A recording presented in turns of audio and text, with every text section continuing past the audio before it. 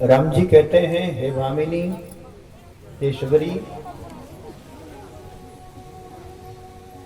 प्रथम भक्ति संतन कर संगा और दूसरी रति मम कथा प्रसंगा। तो भक्ति का प्रथम स्वरूप क्या है? किसी संत का संग हो जाए भाई बहन। राम जी तो अंत में यहां तक कहते हैं कि नममहु एक हूं जिनके होई नारी पुरुष सो चराचर सोई। ये नवदा भक्ति में किसी व्यक्ति में एक लक्षण भी घट जाए, नममहु एक हूं जिनके हुई, नौ में से कोई एक लक्षण हो जाए, नारी पुरुष सो चराचर सोई, जगत में, चराचर जगत में उस जैसी ना कोई स्त्री है, नारी है, ना उस जैसा कोई पुरुष है। भक्ति के 9 लक्षण हैं, जिसको मैं नवदा भक्ति कहते हैं। इसी बात को प्रहलाद जी अपने पिताजी से कह रहे हैं, श्रवण, प्रथम भक्ति सुनना, कीर्तन, दूसरी भक्ति कीर्तन करना।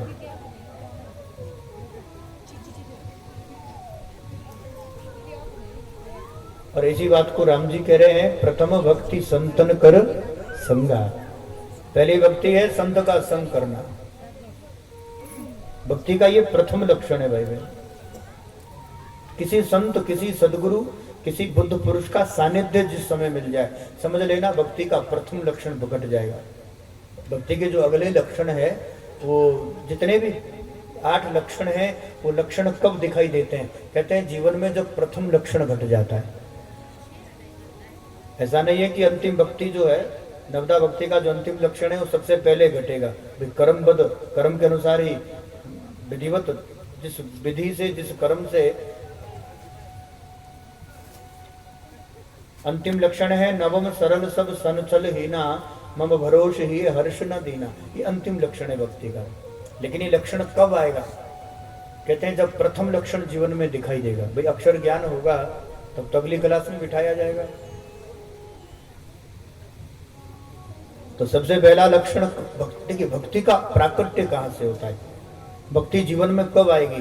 कहते हैं सबसे पहले कोई संत जीवन में आ जाए, कोई बुद्ध पुरुष जीवन में आ जाए। इसलिए राम जी कहते हैं प्रथम भक्ति संतन कर संगा। पहली भक्ति है संत का संग करना। और दूसरी भक्ति, कहते हैं दूसरी भक्ति है दूसरी रति, रति कहते प्रेम को, दूसरी रति मम कथा प्रसंगा। मेरी कथा में, राम जी की जो कथा है, भगवान की जो कथा है, दूसरी रति मम कथा प्रसंगा। मेरी कथा में रति होना, मेरी कथा प्रसंग में आपका प्रेम होना, ये कथा का प्रेम ही तो है। ये आपका भगवान के प्रति श्रद्धा ही तो है। 12 बजे कथा प्रारंभ होती है तो माताएं बेचारी पहले बैठ जाती है ना, आधा घंटा। उसका ये भी कारण है कि कोई हमसे पहले ना आ जाए, तो सीट तो रिजर्व कर ले अपने, तो बुकिंग पहले ही हो जाती है। जितना देर से आओगे उतना ही पीछे बैठना पड़ेगा। हाँ, वो अलग बात है, कोई सबसे बाद में आता है, कईयों को आदत होती है सबसे बाद में आएंगे, लेकिन बैठेंगे सबसे आगे। ना भी जगह हो तो कहीं ना कहीं ऐसे लोग जगह बना ही लेते हैं, जबरदस्ती है।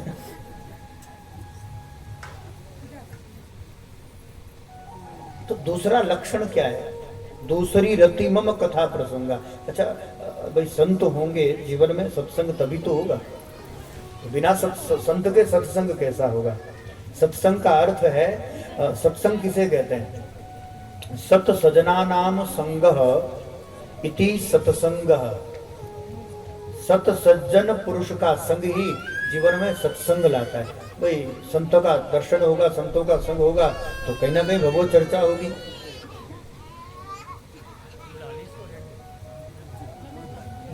दो चार औरतें मिलेगी तो कहीं ना किसी की चुगली होगी, जानबूझकर करें चाहे। देखो क्या, ये अच्छा है, अपने लिए ताली बजाया करो।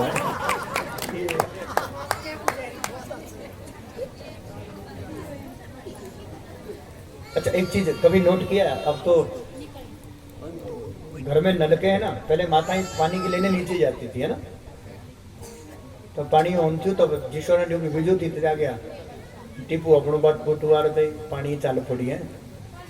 पुणियारी है तो पुणियारी जाती ही नहीं देवड़े आप पानी टैंकी दो है तो वो कहा जानो कहा तो माताएं जाती थी और नहीं कहीं कहीं अब भी दिखाई देता है तो चलो घास के लिए जाती हो लकड़ी लेने जा रही हो कहीं ना कहीं जब जाती माताएं तो पानी का बंटा सर पर है ना और ते भटक राने कुंजे जाने अच्छा रतिमम कथा ये कथा में प्रेम तो होगा कब जब सुनोगे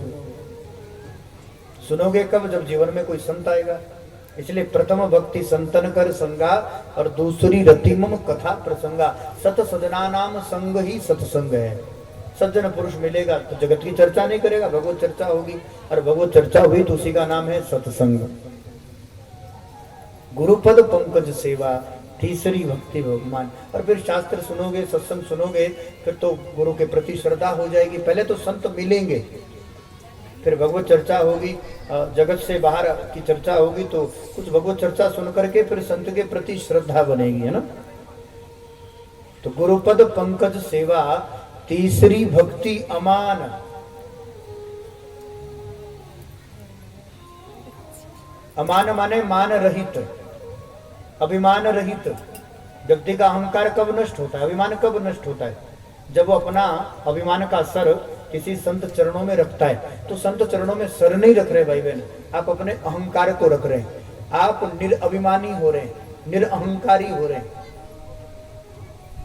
तो अमान शब्द का प्रयोग है गुरुपद पंकज सेवा जिस समय गुरुदेव की चरण सेवा जीवन में आ जाएगी और किसी संत की सेवा में आप लग जाओगे तो गुरुपद पंकज सेवा तीसरी भक्ति अमान अमान तो अपने अहंकार तो नष्ट हो ही गया जब ये अहंकार का सर अभिमान का सर किसी संत चरणों में झुक गया तो अहंकार बचा कहा और चौथी भक्ति गुरुपद पंकज सेवा तीसरी भक्ति अमान चौथी भक्ति मम गुणगन करहि कपट तजिगान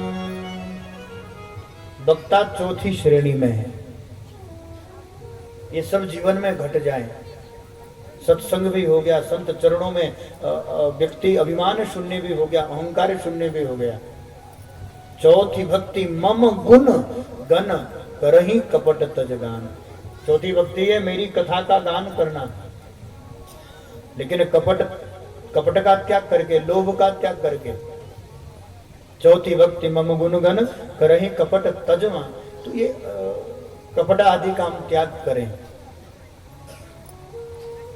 अब संत मिल गए संत के द्वारा सत्संग मिल गया कथा में प्रेम श्रद्धा भी हो गई श्रद्धा होने के बाद गुरु चरणों में ये माथा अभिमान का ये भी झुक गया इसके बाद फिर भगवत चर्चा प्रारंभ हो गई गुरुदेव की कृपा हुई गुरुदेव ने कान में मंत्र दिया तो राम जी कहते हैं पांचवी भक्ति है कुछ मत करो गुरुदेव ने जो मंत्र दिया है चलते फिरते जपो बने तो कम से कम 20-30 माला रोज जपो नहीं तो चलते फिरते तो जब भी भोजन भी बनाओ है घासो जाओ है तो टॉल है सांडे और भगवानों ना बोलो तो कहने का अभिप्राय यहाँ पर राम जी कहते हैं मंत्र जाप और मम दृढ़ विश्वासा पंचम भजन स्वेद प्रकाशा ये पांचवी भक्ति का लक्षण है मुझ में दृढ़ विश्वास ऐसा नहीं है भजन भी कर रहे फिर सोचते पता नहीं ये वाले भगवान कृपा करेंगे कि नहीं चलो महीना भर इनको देख लो अच्छा इनकी कृपा नहीं हुई तो चलो ऐसा करो देवी की उपासना करते हैं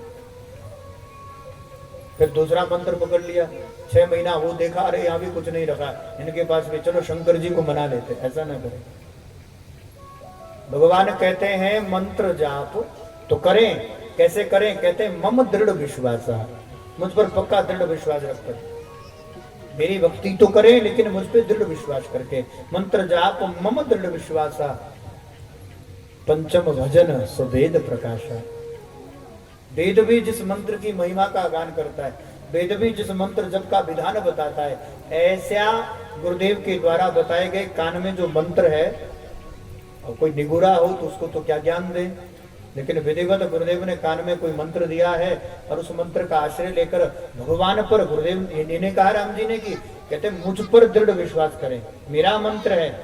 कृष्ण का मंत्र जपते हैं तो भगवान पर दृढ़ विश्वास करके निरंतर भजन में लग जाओ, निरंतर, क्योंकि ये नाम ही भगवान का स्वरूप है। ये भगवान का नाम ही आपको कृष्ण की अनुभूति करवा देगा, भगवत प्राप्ति करवा देगा। ये भगवान से मिलने के संबंध करने का, जब जीवात्मा का संबंध परमात्मा से होगा तो बीच की जो कड़ी है वो है मंत्र जाप। गुरुदेव ने जो कान में मंत्र दिया है, और विश्वास ही नहीं है तो फिर मंत्र भी फल कैसे देगा। एक बहुत पुरानी बात है, उस जमाने में तो वो सब नहीं रहता था, पुल आदि नदी से पार जाने के लिए, तो जमुना से कोई किसी को जमुना पार जाना होता तो उस समय नाव की व्यवस्था होती थी।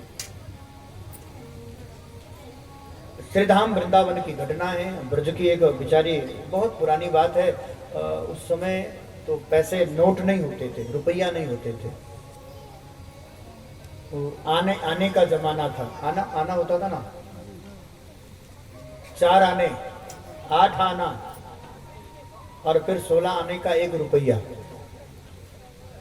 तो आने में पैसा होता था घरों में, 1 पैसा 2 पैसे, पुराने समय में वो सब चलते थे। लगभग 16 आना 1 रुपया में तो लोग पूरा बाजार से सामान खरीद के आ जाते थे। एक जमाना वो भी था, पुराने लोग बैठे तो 1 रुपया माने पूरा मेला रेणुका का घूमे। अब खर्चा करने के बाद भी वो 8 आना बच जाता था। तो वो भी एक जमाना था, एक समय वो भी था। 40 किलो गुड़ तब 1 रुपया में आता था, ये भी एक समय वो भी था। 1 भारा गुड़ तब 1 रुपया, वो भी जमाना था। तो उसी जमाने की ये घटना है, एक दिन की बात। यहाँ पर कहते हैं कि ये बेचारी ब्रज की गोपी, ब्रज की ग्वालन अनपढ़ थी, पढ़ी लिखी तो थी नहीं, तो उसका काम था रोज दूध निकालना, दही माखन लेकर के फिर रोज मथुरा जाकर के वो दूध दही बेच कर आती थी। और जमुना जी पार करने के लिए, मथुरा जाने के लिए जमुना जी बीच में है, तो नाव वाला लगभग जमुना पार करने का वो 1 आना उसका किराया था। 1 आना आने का लगता था, 1 आना जाने का लगता था। रोज के 2 आने का खर्चा था। महीना भर में लगभग 60 आना, इतना तो केवल किराया जाता था। तब लोगों की इच्छाएं ज्यादा नहीं होती थी, जब थोड़े में लोग संतुष्ट थे, उनके पास संतोष रूपी पवित्र धन था, थोड़े में भी लोग सुखी थे। अब बहुत में भी सुखी नहीं। घर में हर प्रकार की भोग सुविधाएं हैं, सुख समृद्धि है, लेकिन मन फिर भी अशांत रहता है, लोग अब भी संतुष्ट नहीं। तो उस जमाने में लोगों के पास संतोष होता था। चाह आने में आने लगी, चाह आने से नोट भुनाने लगी। पहले थोड़ी इच्छा होती थी, ज्यादा बड़ी इच्छाएं नहीं होती थी। तो चाह आने में आने लगी और चाह आने से नोट भुनाने लगी। और नोट आने लग गए तो चाह नोट से फिर कोठी बनाने लगी। पहले तो घर होते थे लकड़ी के, पैसा अधिक हुआ तो फिर बड़ी बड़ी कोठी हो गई है। चाह आने में आने लगी, चाह आने से नोट बुनाने लगी, चाह नोट से कोठी बनाने लगी, चाह कोठी से फिर होटल जाने लगी। पहले तो घर में ही खाकर आनंद होता था, तो अरे मजा नहीं, आज चलो होटल में खाकर आते हैं। चाह कोठी से होटल जाने लगी और वही चाह होटल में फिर बोतल खुलवाने लगी।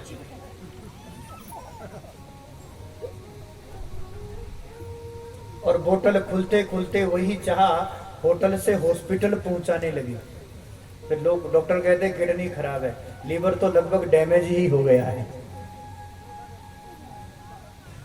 चाह कोठी से होटल जाने लगी, होटल में बोतल खुलवाने लगी, वही चाह बोतल से हॉस्पिटल पहुंचाने लगी और वही चाह हॉस्पिटल में बोतल उल्टी टंगवाने लगी। वो जो ऐसे खोली थी ना, वही बोतल फिर उल्टी टंगती है। चाह जर्रे में लगी तो जिंदगी जरा हुई, चाह हरी में लगी तो जिंदगी हरी हुई। चाह पाली जिन्होंने वो तो पीले हुए, और चाह छोड़ी जिन्होंने वही रसीले हुए। हमें तो केवल उनकी चाह चाहिए, वो यदि हमें चाहें तो और फिर क्या चाहिए। तो चाह हो तो केवल एक ईश्वर की, चाह हो तो एक परमात्मा के प्राप्ति की। हमें तो केवल उनकी चाह चाहिए, और वो भी यदि हमें चाहें तो फिर और क्या चाहिए। और तो कोई ना इच्छा थी ना चाह थी।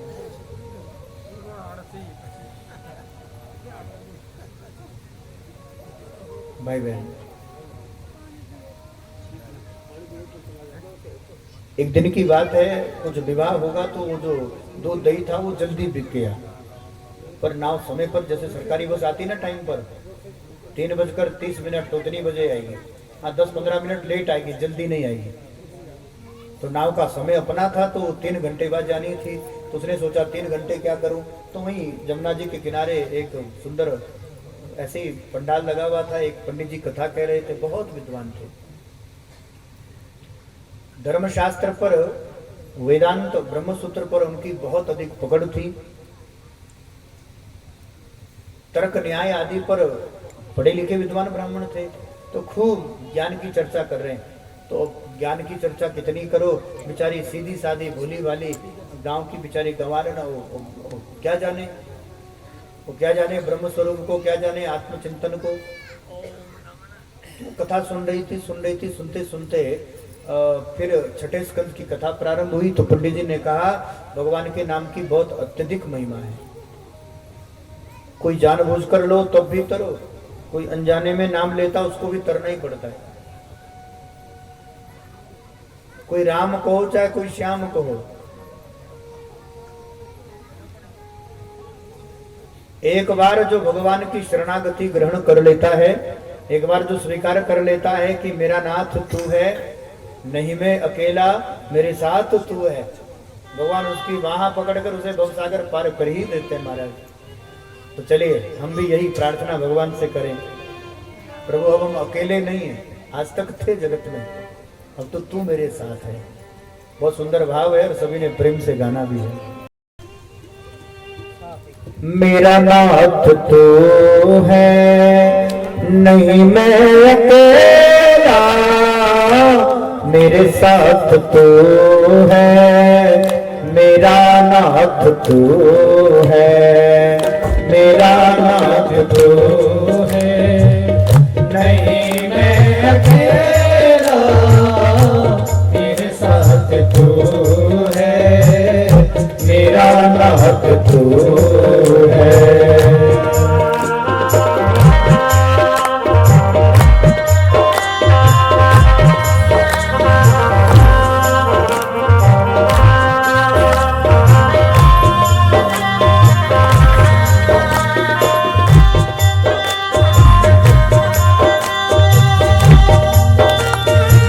कह रहे थे कथा में, भगवान के नाम की महिमा है और परमात्मा इतना दयालु है। तो कोई एक बार ये कह दे कि मेरा नाथ तू है, नहीं मैं अकेला, मेरे साथ तू है, ऐसा भाव लेकर भगवान का भजन करें।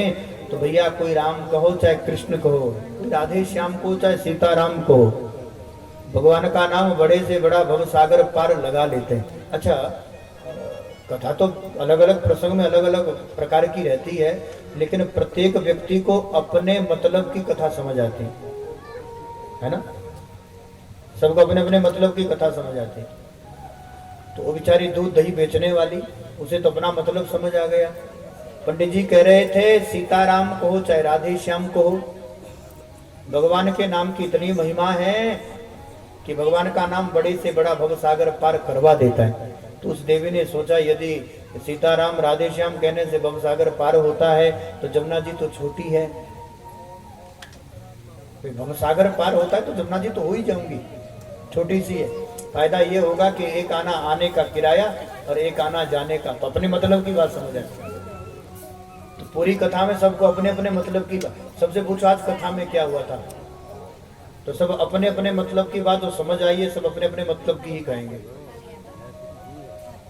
अब तो सीताराम राधे श्याम राधे श्याम राधे श्याम राम अटकी धर गए, और राधे श्याम राधे श्याम राधे श्याम राधे श्याम राधे श्याम राधे श्याम इतनी भजन में तल्लीन हो गई, इतनी तन्मय हो गई महाराज, उसको देह की भी सुधी ना रही। ऐसा राधे श्याम की धुन चढ़ी कि जैसे जमुना जी पे पैर रखा तो पैर टिक गया और चलकर पार हुई, पता ही नहीं चला कब जमुना जी पार हो गई। अब जमुना जी पार चलकर हो गई तो भगवान के नाम पर विश्वास और पक्का हो गया। अब तो रोज आना जाना हो गया। महीने भर में लगभग वो जो किराया बचा था 60 आने का, वो 60 आना लेकर के उनने सोचा भाई हमारा तो है नहीं, तो गुरुजी की कृपा से बचा है, तो ऐसा करते हैं कि और तो कुछ दे नहीं पाऊंगी, यही गुरुजी को दक्षिणा दे देते हैं। तो पंडित जी को ढूंढा और कहा गुरुदेव आज के भोजन का निमंत्रण है और आज हमारे घर चलना। तो पंडित जी ने सोचा ऐसे तो कोई बुलाता नहीं, चलो कोई तो घर बुला रहा है। तो पंडित जी भी तैयार हो गए, अब कहीं जाना है तो सब है। खूब बढ़िया तिलक उदर पुंड लगाया, कंठी धारण करी, खूब गले में सोने की माला, अंगूठी।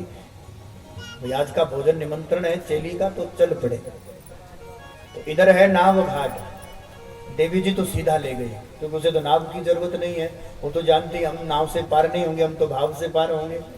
तो भाव का आसरा लेकर गुरुजी को सीधा यमुना जी पर ले गई। तो गुरुजी को लगता है कोई मालदार पार्टी है, शायद अलग से हमारे लिए नाव की व्यवस्था की है, इसलिए तो नाव घाट से इधर ले जा रही है। लेकिन जब जब यमुना जी पर पहुंचे तो वहां तो कोई नाव थी नहीं। तो गुरुजी कहते हैं चेली से नाव कहाँ है? कहते गुरुदेव नाव की जरूरत ही क्या है, खूब है राधे श्याम कहकर पार हो जाएंगे। तो गुरुजी को लगा पता नहीं कहीं बंद बुद्धि तो नहीं है, अरे चलकर पार कैसे होंगे, पैर रखेंगे तो डूब जाएंगे।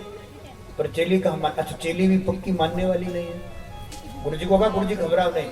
अब गुरुदेव का हाथ पकड़कर चेली ने तो राधे श्याम कहकर पूरी श्रद्धा निष्ठा से जैसे पांव रखा, तो उसका तो पांव डूबा नहीं। तो गुरुजी ने भी हिम्मत करी, चलो हम भी धर के देखते हैं। और गुरुजी ने जैसे जमुना जी में पांव रखा तो गुरुजी इतने पानी में हो गए। चेली तो खूब राधे श्याम गा रही है और गुरुजी का हाथ पकड़ करके कह रही है क्या, गुरुजी बोलो राधे श्याम, गुरुजी बोलो राधे श्याम, गुरुजी बोलो राधे श्याम, गुरुजी बोलो राधे श्याम, गुरुजी बोलो राधे श्याम, गुरुजी बोलो राधे श्याम। पर गुरुजी ने जब पैर दूसरा रखा, चली 2 पैर आगे बढ़ी तो गुरुजी यहां तक, गुरुजी तो थर-थर कांप रहे। चेली गा रही है गुरुजी बोलो राधे श्याम, और गुरुजी सोचते हैं लगता कोई भूतनी है चुड़ैल, ऐसे जमुना जी में कौन चलेगा, पानी में चलने का सामर्थ्य, लगता कोई चुड़ैल के पल्ले पड़ गया, आज कोई भूतनी है। तो चेली तो गा रही है गुरुजी बोलो राधे श्याम, और गुरुजी गा रहे हैं जय हनुमान ज्ञान गुरु सागर, जय कपीस तियो लोक उजागर। भूत प्रेत निकट नहीं आवे, महावीर जब नाम सुनावे। तो हनुमान चालीसा भी भूल गए, बस वो एक लाइन याद है, भूत प्रेत निकट नहीं आवे, महावीर जब नाम सुनावे। भूत प्रेत निकट नहीं आवे, महावीर जब नाम सुनावे। अब चेली अपने धुन में है, गुरुजी बोलो राधे श्याम। गुरुजी को लगता है हनुमान जी से बड़ी भूतनी है, हनुमान जी का नाम सुनकर बड़े बड़े भूत भाग जाते हैं। ओ महाराज, गुरुजी कहते हैं बेटी मुझे चलना नहीं है, ओ मुझे पानी पर चलना नहीं आता और तैरना भी नहीं आता, डूब कर मर जाएंगे, हमें छोड़ दो, हम यहीं से घर चले जाएंगे। पर चेली पक्की थी, मानने वाली नहीं, वो तो अपने धुन में गुरुजी बोलो राधे, गुरुजी बोलो राधे श्याम। अब मरता क्या ना करता, अंत में गुरुजी बोले राधे श्याम, गुरुजी बोले राधे श्याम, गुरुजी बोले राधे श्याम, गुरुजी बोले राधे श्याम। अब गुरुजी पार हो गए। तो चेली ने गर्म पानी दिया, गुरुजी की ठंड ना लगी हो तो नहाए, नए वस्त्र दिए, गुरुदेव ने नए वस्त्र पहने, और वो दक्षिणा में जो 60 आना धरे थे वो 60 आना चरणों में रख दिए। गुरुदेव ये हमारी दक्षिणा। गुरुजी अपने गले की माला भी उतार कर दे रहे हैं, सोने की अंगूठियां उतार करके, झोले में कुछ रुपया धरे सो भी धर दिए। गुरुजी कहते बेटी तू सब धर ले, पर वो जमुना जी पे चलने वाला मंत्र बता दे। कलयुग है, यहाँ तो चमत्कार को नमस्कार है, नहीं तो कोई 2 घूंट चाय के लिए भी पूछता नहीं है? और कोई चमत्कार हो जाए तो महाराज पूरा गांव नगर सब वही दिखाई देगा है। बस गणेश जी दूध पी लें फिर तो पूरा हिमाचल इकट्ठा हो जाएगा है। कोई ऐसा कोई चमत्कार हो जाए तो चेली कहती गुरुदेव मंत्र तो हमने भी आपसे ही लिया, चेली तो माफी की। तो उन्होंने कहा हमें तो खुद ही मंत्र ने, हम तो खुद ही डूब रहे थे। तो चेली ने पूरी कथा व्यथा बताई। चेली कहती ऐसे ऐसे यमुना जी के तट पर कथा हो रही थी और कथा करते करते आपने अंत में कहा था भगवान के नाम की बहुत महिमा है, एक बार कोई भगवान के नाम का आश्रय ग्रहण कर ले भाई बहन तो वो बड़े से बड़ा भव सिंधु पार कर लेता है। वो भव सागर है ना, वो जीव भव सागर पार। तो हमने सोचा यदि राधे श्याम कहकर भव सागर पार हो सकता है तो जमुना जी छोटी है। तब से राधे श्याम कहकर के जमुना जी पार हो जाते हैं, आर्य हो जाते हैं। तो ये 60 आना वो किराए का बचा है, कहने का अभिप्राय है। राम जी भी यही कह रहे हैं। शबरी से क्या कह रहे हैं? गुरुदेव ने जो कान में मंत्र दिया क्या करें? मंत्र जाप मम दृढ़ विश्वासा पंचम भजन सुवेद प्रकाशा। मंत्र जाप करें पर किस विधि से करें? कहते हैं मम दृढ़ विश्वास। राम जी कहते हैं मुझ पर दृढ़ विश्वास, मेरा मंत्र है ना, तो मुझ पर ही दृढ़ विश्वास करके फिर भजन में लग जाओ। मंत्र जाप करो, ऐसा ना करो कि मंत्र भी जप रहे और भगवान पर ही भरोसा नहीं है। दृढ़ विश्वास करके मंत्र जपो। मंत्र जाप मम दृढ़ विश्वास। अब चेली को तो विश्वास हो गया, गुरु जी को राधे श्याम पर ही विश्वास नहीं था तो गुरु जी डूब गए, चेली पार हो गई। तो जिसको विश्वास हुआ पार तो भाई बहन वही होगा जो मंत्र जपेगा। और विधिवत अब जपते तो कई लोग हैं लेकिन कई लोगों को विश्वास ही नहीं होता। तो ऐसी कहने का अभिप्राय। और छोड़ो इन कथाओं को, नहीं तो कहीं इसी में ना उलझ जाए, है ना। बोले भक्त वत्सल भगवान की जय, वृंदावन बिहारी लाल की जय।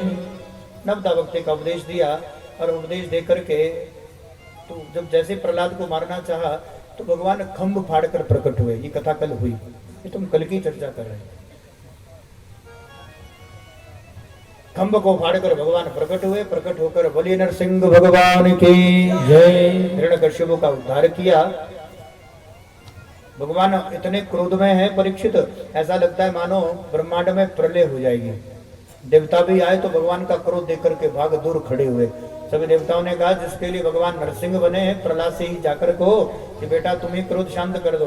तो देवताओं ने प्रहलाद से कहा और प्रहलाद जाकर जैसे ही हाथ जोड़कर खड़े होते हैं तो भगवान के हृदय में वात्सल्य करुणा ऐसा दिव्य भाव प्रकट हुआ। भाई बहन नेत्र सजल हो गए, आंखों से झरझर आंसू बहने लग गए।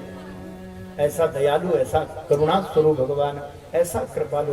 वो कलम गा रहे थे ना, नाथ का नाम दया निधि है, हो तो दया तो करेंगे कभी ना कभी। जहाँ गीत निषाद का आदर है, जहाँ व्याध अजामिल का भी घर है, उसी घर में वही वेश बनाकर हम भी जा ठहरेंगे कभी ना कभी।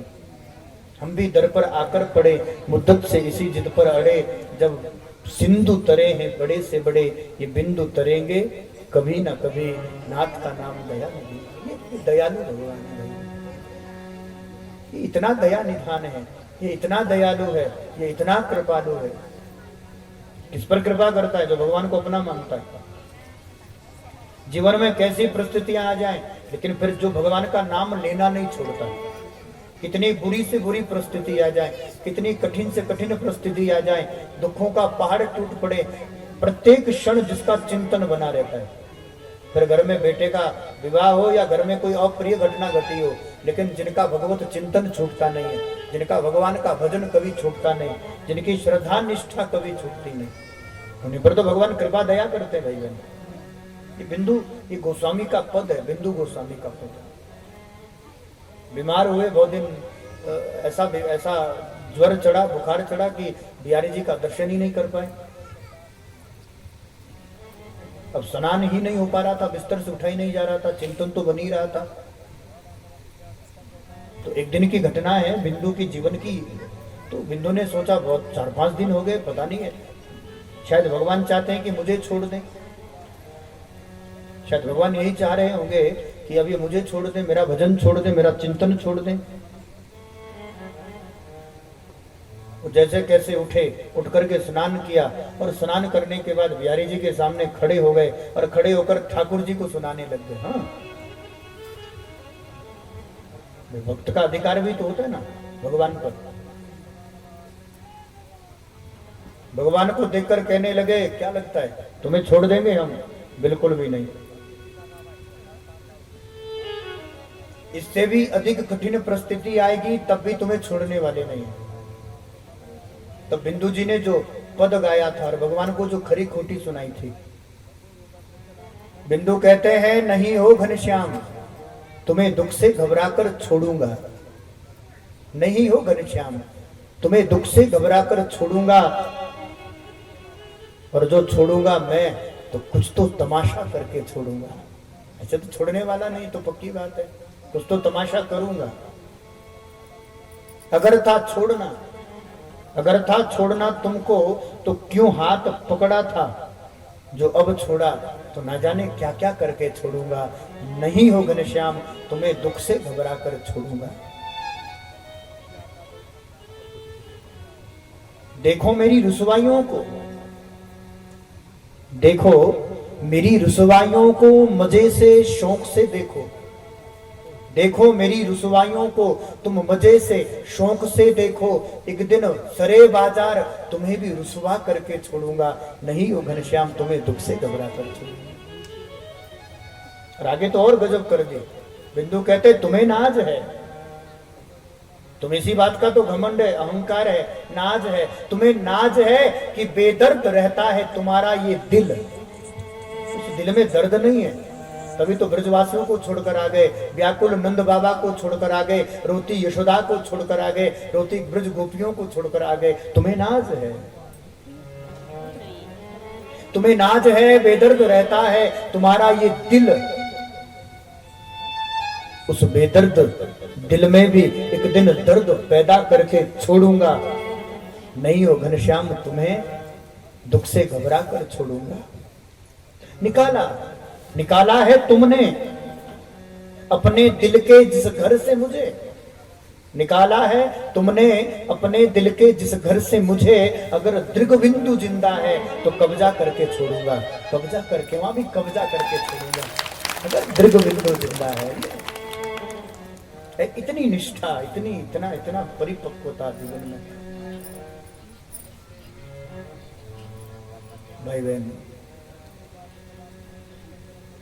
इन्हीं पर भगवान करुणा भी करते हैं, कृपा भी करते हैं। प्रहलाद की निष्ठा, एक छोटा साधारण दुख में भी हम भगवान भूल जाते हैं। हम कहते हम नहीं करेंगे माला, बताओ हमें 4 दिन बिस्तर पर पड़े रहे बुखार में। अरे भाई, तुम्हारा कर्म था, उसका प्रारब्ध भोग रहे हो, भगवान को क्यों दोष दे रहे हो?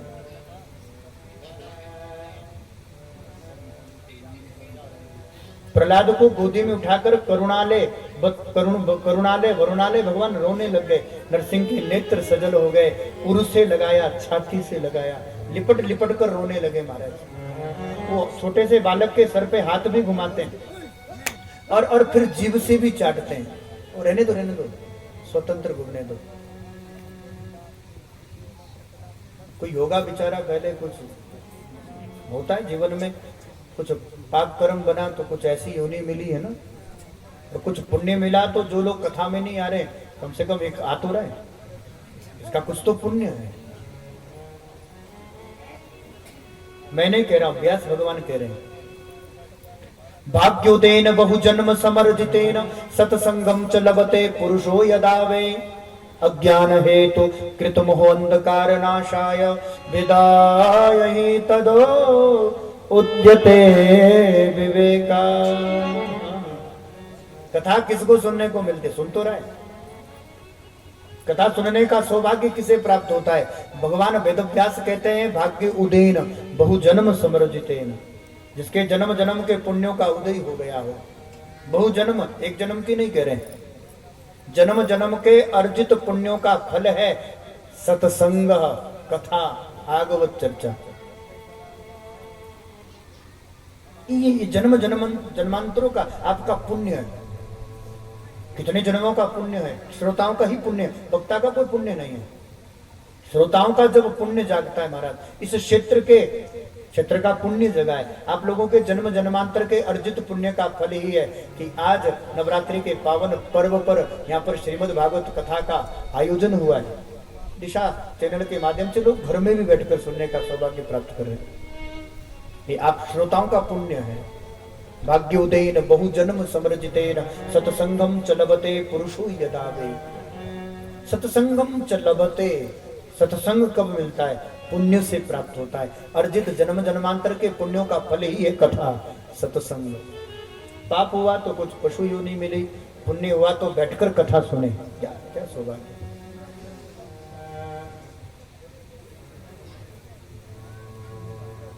भाई बहन, ये आपका संचित पुण्य है। ये जन्म जन्मांतर के अर्जित पुण्य का फल है कि आज हमें विजय महाराज जी की कृपा से हिमाचल की इस पवित्र रेणुका क्षेत्र की इस पवित्र भूमि में कथा गाने और सुनने का सौभाग्य प्राप्त हो रहा है। एक भागीरथी, हम पूर्व में कह रहे, एक भगवती गंगा है जो हेमकूटा धेमकूटा हिमालय से होती हुई अलकनंदा पूरे भारत को पवित्र करती है, पतितों को पावन करती है। तो बहुत सारे लोग जाते हैं, हरिद्वार जाते हैं। आप लोग नजदीकी तो है, हमारे लिए तो हरिद्वार बगल में ही है, 100 किलोमीटर भी नहीं है आश्रम से। यहाँ से 150 लगा लो, 250 लगा लो है। बोले भक्तवत्सल भगवान की जय। भाई बहन, हम हरिद्वार जाते हैं स्नान करने घाट पर, वो भागीरथी है, वो गंगा है। और भागवत भी भागीरथी है, ये ज्ञान गंगा है। वहां स्नान करना हो तो अलग नियम है, यहाँ स्नान करना हो तो अलग नियम है। गंगा जी के तट पर गए, हरिद्वार चले गए, लेकिन यदि उस गंगा का आनंद लेना हो, गंगा जी में स्नान करना हो तो कुछ संभल कर करना पड़ता है, ध्यान रखना पड़ता है कहीं पैर फिसल ना जाए। और कहीं फिसल गए तो हर गंगे हो जाओगे ना, क्योंकि उस गंगा में डूबे तो मर जाओगे, मरे। गंगा जी में डूब गए तो मर गए। उस गंगा जी में डूबने वाला मरता है भाई बहन। और मैं निवेदन करूं, इस श्रीमद् भागवत सप्ताह ज्ञान यज्ञ की गंगा में डूबने वाला ही तरता है, वहां डूबने वाला मरता है। इस कथा रूपी ज्ञान गंगा में डूबने वाला तरता है, यहाँ डूबने वाला तर जाता है। जितना डूबोगे, जितनी गहराई में जाओगे, जितना और डूबोगे,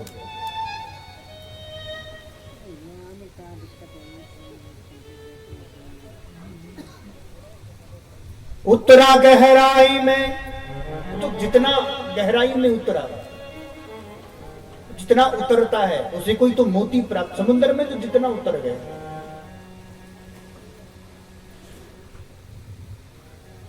और जो समुद्र में उतरा उसको ही मोती मिले, और जो ऊपर ऊपर तैरता रहा उसे कुछ नहीं मिला।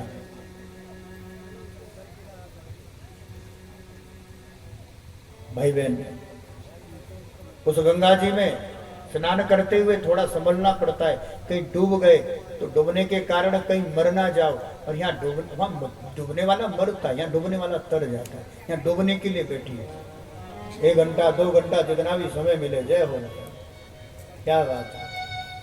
सच्चिदानंद भगवान की जय। कुछ भी को संगड़ा वालों पर संतों की कृपा तो बहुत है। आइए माता जी, ऊपर इधर से आइए।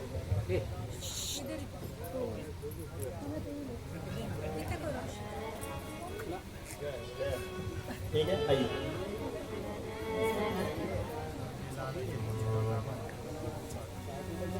उत्तरा सागर में जो उसको मोती मिले, अरे खोज जिसने भी की वो मुझे पा गया। नुक्ताची शंकाबादी को मैं ना मिला, मुझको मिलने का वो भोलापन भा गया। भगवान कहते हैं मैं किसको नहीं मिलता, इस बात को बड़ा गंभीरता से लीजिए। उत्तरा सागर में जो उसको मोती मिले, और खोज जिसने भी की वो मुझे पा गया।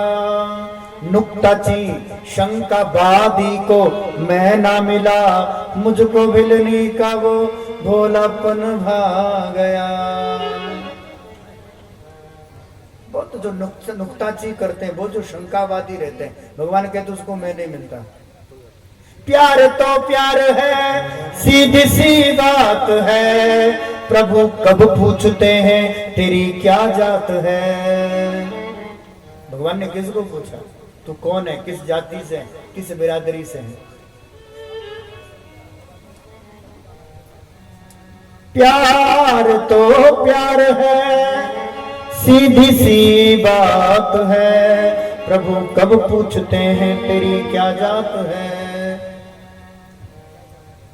जिसका कोई नहीं उसको चाहता हूं मैं, और अनाथों का नाथ कहता हूं मैं। भगवान कहते जिसका कोई नहीं उसी अनाथ का नाथ हूं, दीनों का बंधु हूं, इसलिए दीनानाथ हूं।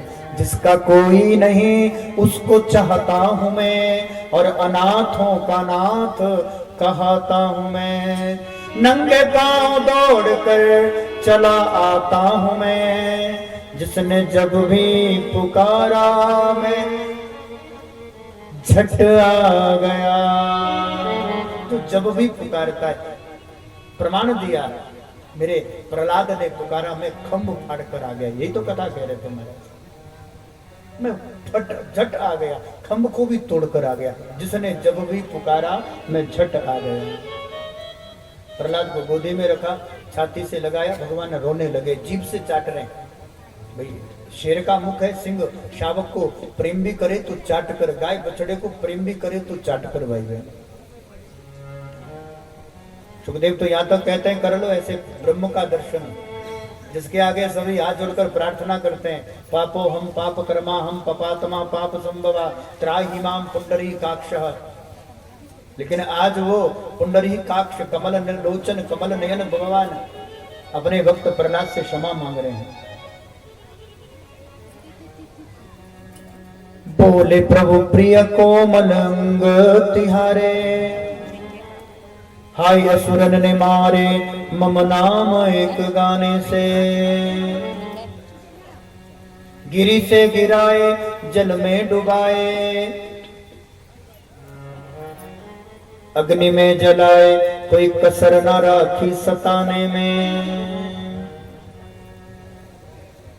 उर से लगाए छाती से लिपटाए प्रभु बार बार, करुणा स्वरूप रहे अब तो करुणा दिखाने में। मंजुल मुखार बिंद चूम चूम कहे प्रभु, क्षमा कर मेरे लाल मोहि देर भई आने में। इतना दयालु प्रहलाद से क्षमा याचना कर रहा है, बेटा मुझे क्षमा कर, मेरे आने में देर हो गई। लेकिन वो आता कब है भाई बहन, ध्यान से सुनेगा, वो परमात्मा आता कब है। कितनी हम लोग तो थोड़े से कष्ट मिले थोड़ा सा तो भजन ही छोड़ देते हैं। गिरी से गिराया और बाप ही मरवा रहा है, पर्वत से गिराया, जल में डुबाया, विषपान करवाया, अपनी बहन होलिका की गोदी में बिठाकर अग्नि में जलाया, कोई कसर ना रखी सताने में। और इतना कष्ट पाने के बाद में, इतना दुख पाने के बाद में एक क्षण के लिए प्रहलाद की निष्ठा कम नहीं हुई। वो कणकण वाला परमात्मा प्रहलाद को कणकण में दिखाई देता भाई। सब में जड़ चेतन में उस एक ईश्वर, उस एक परम तत्व परमात्मा का ही दर्शन करते हैं। उस एक तत्व ब्रह्म का, उस एक तत्व परमात्मा का दर्शन करते हैं भाई बहन। हम थोड़े से में घबरा जाते हैं। नहीं, वो भगवान कृपा कर रहे हैं भाई, कहीं गर्मी लग रही है ना, भगवान ने कहा चलो हम ही थोड़ा सा, बिचड़े महाराज जी कह रहे हैं चलो हम ही थोड़ा छाता है लगा, तो प्रहलाद का चरित्र भी हो गया। आज बताओ, कथा ही शुरू नहीं अभी तक हुई, प्रहलाद की कथा हुई, नरसिंह का अवतार हुआ, 8वें स्कंद में भगवान वामन प्रकट हुए, 3 पग धरती के बदले भगवान ने त्रिलोकी ले ली, और ऐसी कृपा की भाई बहन, इतना इतना अनुग्रह भगवान ने बलि पर किया ना, सबका दाता विधाता, जिसके आंगन पे झोली फैलाकर खड़ा होता ही, त्रिभुवन के अधिष्ठदाता, त्रिभुवन के अधिपति है भगवान नारायण, और वही भगवान नारायण वो बलि के घर में भिक्षा पात्र लेकर खड़े। तीन पग धरती और दो पग में सब, ये सब कथाएं कल हो गई। बहुत अति अनुग्रह किया भाई बहन। 9वें स्कंद में सूर्यवंश की वंशावली तो करेंगे, फिर बाल चरित्र सब हम सोच रहे शायद देखें, भगवान की इच्छा रही तो तब तक गोवर्धन पूजन भी हो जाए, सोच तो रहे हैं, बाकी हो जाए तो ठीक, ना हो तो उनकी इच्छा, उन पर छोड़ते हैं। हाँ, एक चरित्र थोड़ा सा जरूर हम कहेंगे, चंद्रवंश में जिसमें अंत में भगवान आए, उस चंद्रवंशावली में मनु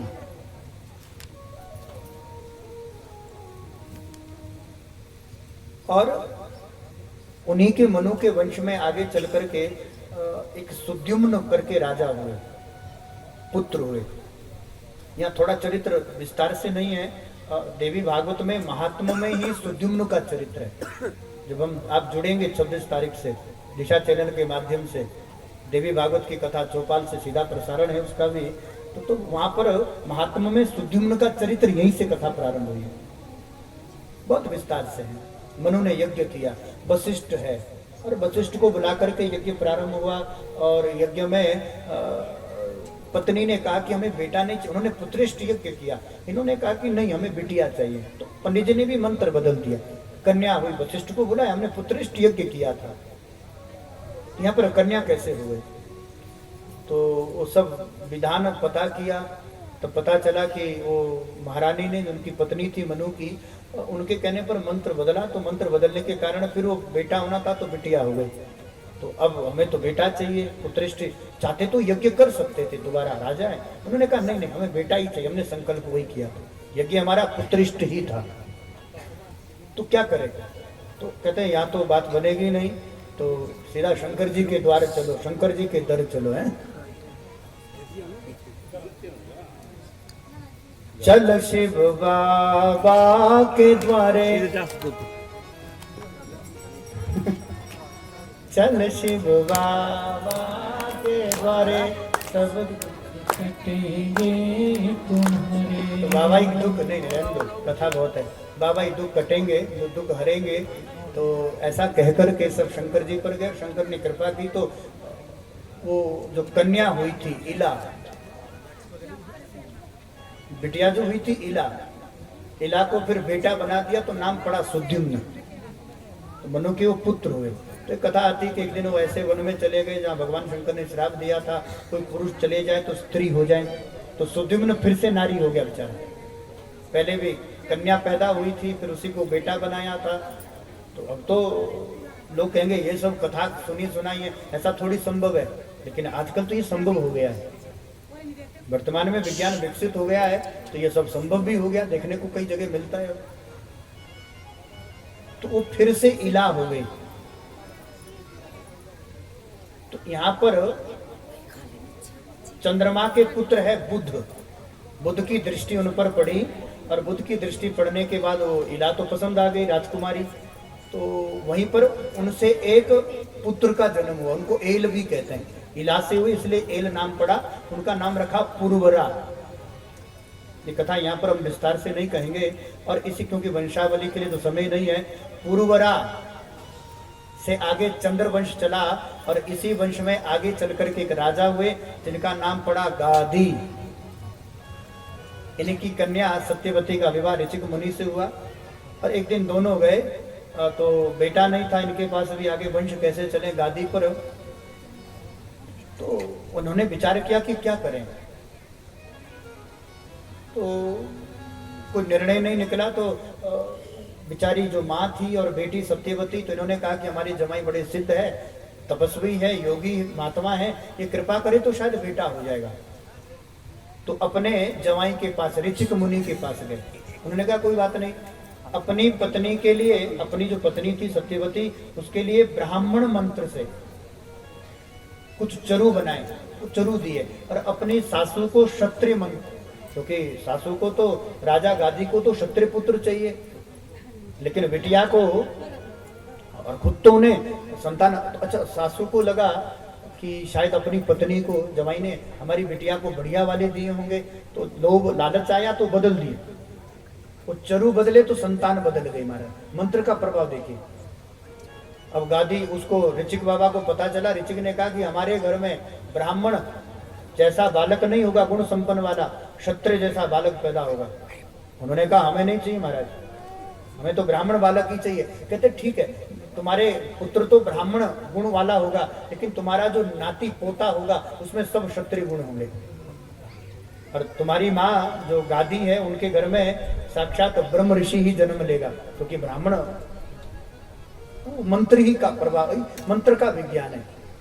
आगे चलकर ऐसा वर्णन है कि गादी के घर में बालक हुआ था तो क्षत्रिय, लेकिन आगे चलकर के ऐसी लीला हुई, आगे चलकर के वही राजा विश्वामित्र के नाम से प्रसिद्ध हुआ। और विश्वामित्र आप सब जानते हैं ब्रह्म ऋषि कहलाए। क्षत्रिय होने के बाद भी वो संपूर्ण ब्राह्मण गुणों से संपन्न हुए। तो ये कथा लगभग आप सब जानते हैं। और मानस में बाबा ने संबोधन विश्वामित्र का नहीं किया, उन्होंने कहा बहुत सुंदर है। कौन सा था राग?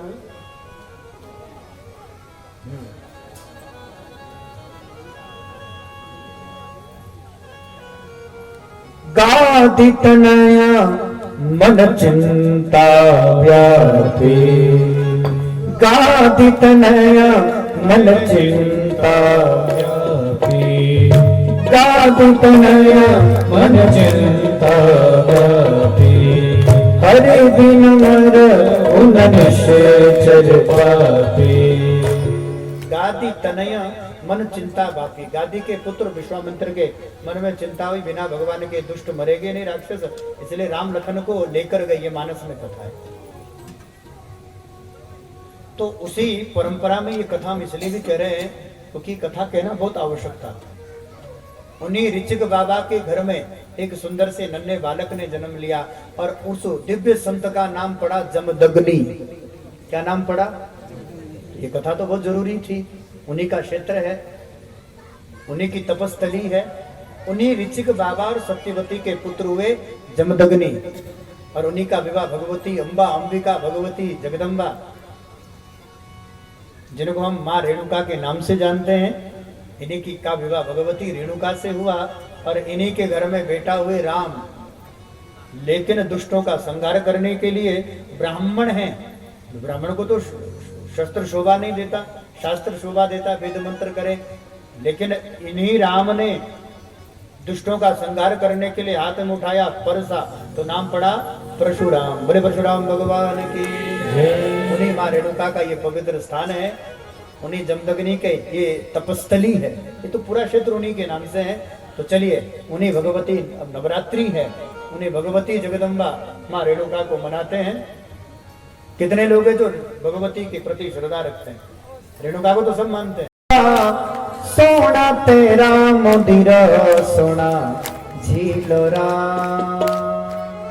किनार मत रेणुका, झूमते सोना तेरा मंदिर, सोना झीलरा, किनार मत रेणुका, सोना तेरा मंदिर, सोना झीलरा, किनार मत रेणुका, सोना तेरा मंदिर, सोना झीलरा, किनार मत रेणुका, सोना तेरा मंदिर, सोना झीलरा, किनारा मत रेणुका,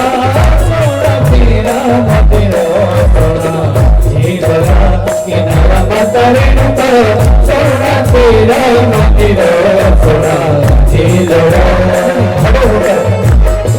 नहीं लगता दाढ़ी है।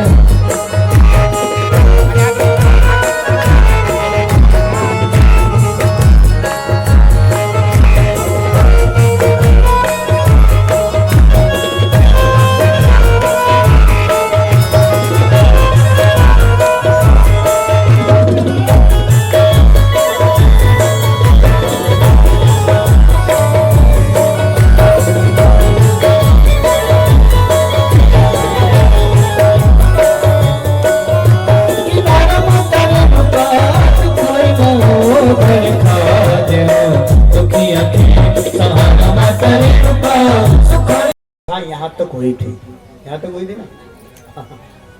वो तो चलो, हमने सोचा कुछ जो छूट गया था थोड़ा थोड़ा, उसका स्पर्श करते हुए फिर कथा में आगे बढ़े। तो चलिए, नंद उत्सव से कथा को पुनः प्रारंभ करते हैं। राग विहार।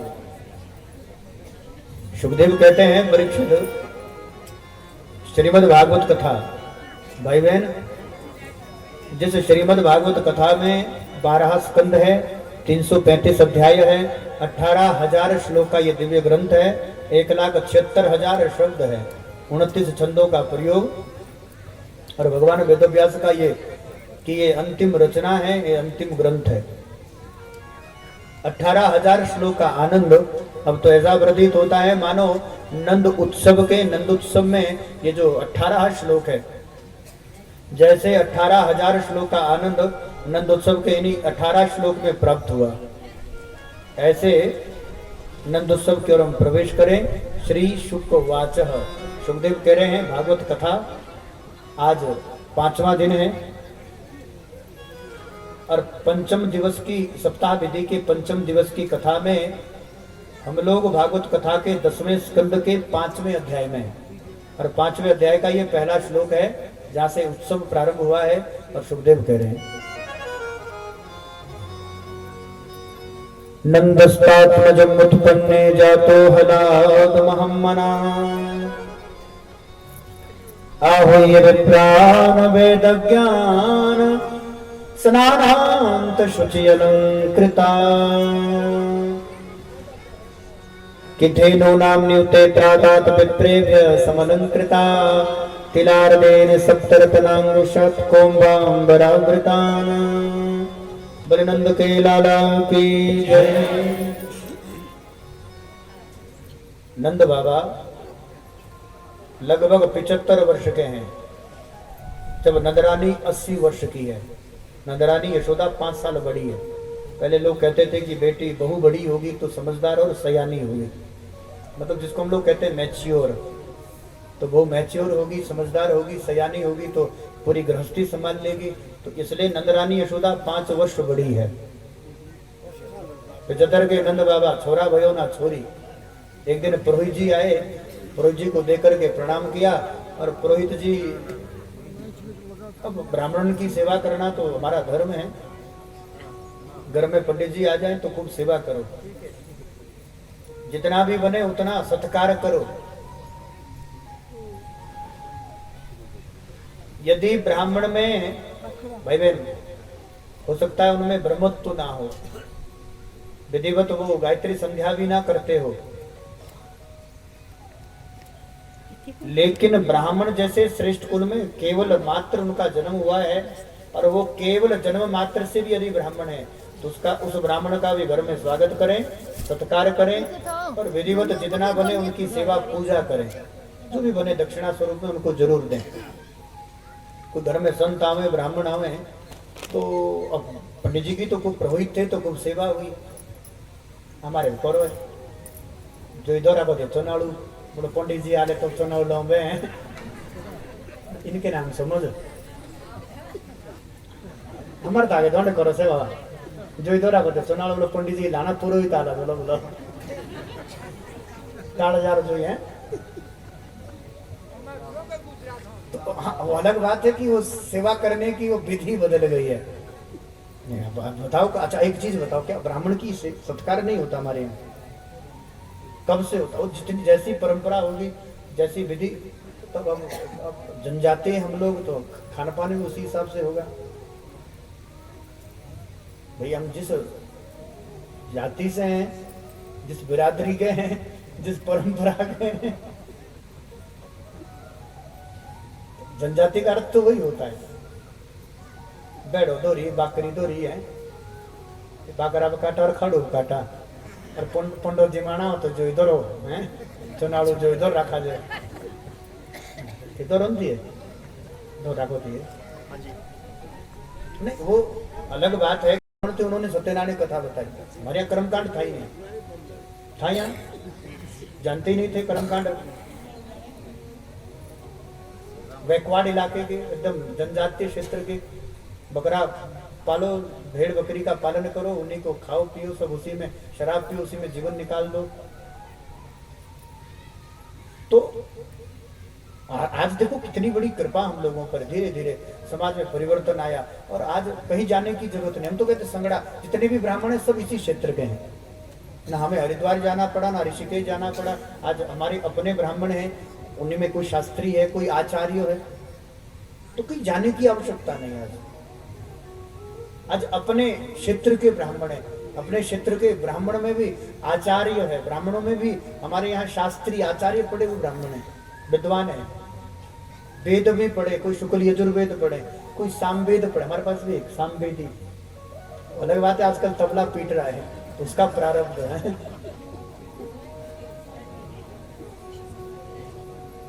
कुछ ऐसी भी बातें फैली थी कि वो जो संगीत वाले आते हैं वो सब अलग अलग, तो छोड़ो, उन पर हम तो चर्चा करते नहीं, हम तो इधर सुनकर इधर निकाल देते हैं। लोगों की सुनेंगे तो नींद कब आएगी, हम तो परवाह ही नहीं करते।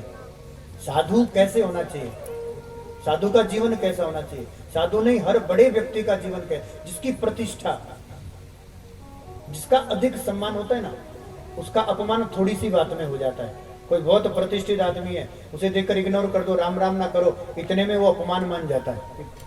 तो सम्मानित व्यक्ति का अपमान भी थोड़े में हो जाता है। लेकिन जो प्रतिष्ठित व्यक्ति है, चाहे वो साधु हो, उनको तो हाथी की तरह होना चाहिए। हाथी देखा आपने, अलमस्त मदमस्त। तो साधु और बड़े प्रतिष्ठित व्यक्ति का जीवन उस अलमस्त मदमस्त, उस मतवाले हाथी की तरह होना चाहिए। हाथी को देखा आपने। हम तो कहें हमारे भारत की सनातन परंपरा में जितने हाथ जोड़ने वाले हाथी के आगे खड़े होते हैं, उतने किसी के आगे खड़े नहीं होते। गांव से हाथी भी गुजरे, हमारे यहाँ इतनी श्रद्धा है, देखो गणेश जी आ गए, क्योंकि गजानन है ना भगवान, हाथी का ही गज का ही सर लगाए। हम तो हाथी में भी गणेश देख लेते हैं। तो हाथी की विशेषता क्या है? हाथी किसी नगर से गुजरे, किसी गांव गली से गुजरे, तो गांव में आज भी यहाँ तो हाथी आते नहीं, पहाड़ में आएंगे कहाँ? यहाँ तो पहले मंत्री नहीं आते थे, अब आने लगे, अलग बात है। तो हाथ जोड़कर लोग हाथी के आगे हाथ जोड़कर खड़े होते हैं। लेकिन एक निवेदन करूं, हाथी के आगे जितने हाथ जोड़कर खड़े होते हैं, उनके पीछे उतने ही भौंकने वाले पड़े होते हैं। हाथी के आगे जितने हाथ जोड़कर खड़े होते हैं, उतने ही हाथी के पीछे भौंकने वाले पड़े होते हैं। तो ये केवल हाथी पर नहीं लागू होता, हर उस सम्मानित, उस प्रतिष्ठित व्यक्ति पर ये नियम लागू होता है। आपके आगे जितने हाथ जोड़ने वाले खड़े होंगे, उतने पीठ पीछे भौंकने वाले पड़े होंगे। तो अच्छा, एक और विशेषता देखिए, ये जो भौंकने वाले ना, ये मुंह के आगे आकर भौंकते नहीं है और पीठ पीछे भौंकना छोड़ते नहीं है। ये ऐसे लोग हैं, मुंह के आगे तो भौंकते नहीं है, पर पीठ पीछे ये लोग भौंकना छोड़ते भी नहीं है। इसमें हाथी का रोल क्या है? प्रतिष्ठित सम्मानित व्यक्ति कैसा होना चाहिए? जैसे हाथी रहता है, मदमस्त मतवाला, हाथ जोड़ने वाले पर रुकता नहीं है, भौंकने वाले को पीछे मुड़कर देखता नहीं है, वो तो अपने आनंद में रहता है, अपनी मस्ती में रहता है। जो हाथ जोड़े, अच्छी बात, प्रतिष्ठा।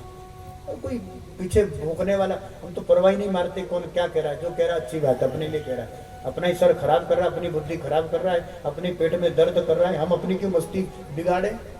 अपने आनंद में रहो भाई। सच्चिदानंद भगवान की जय।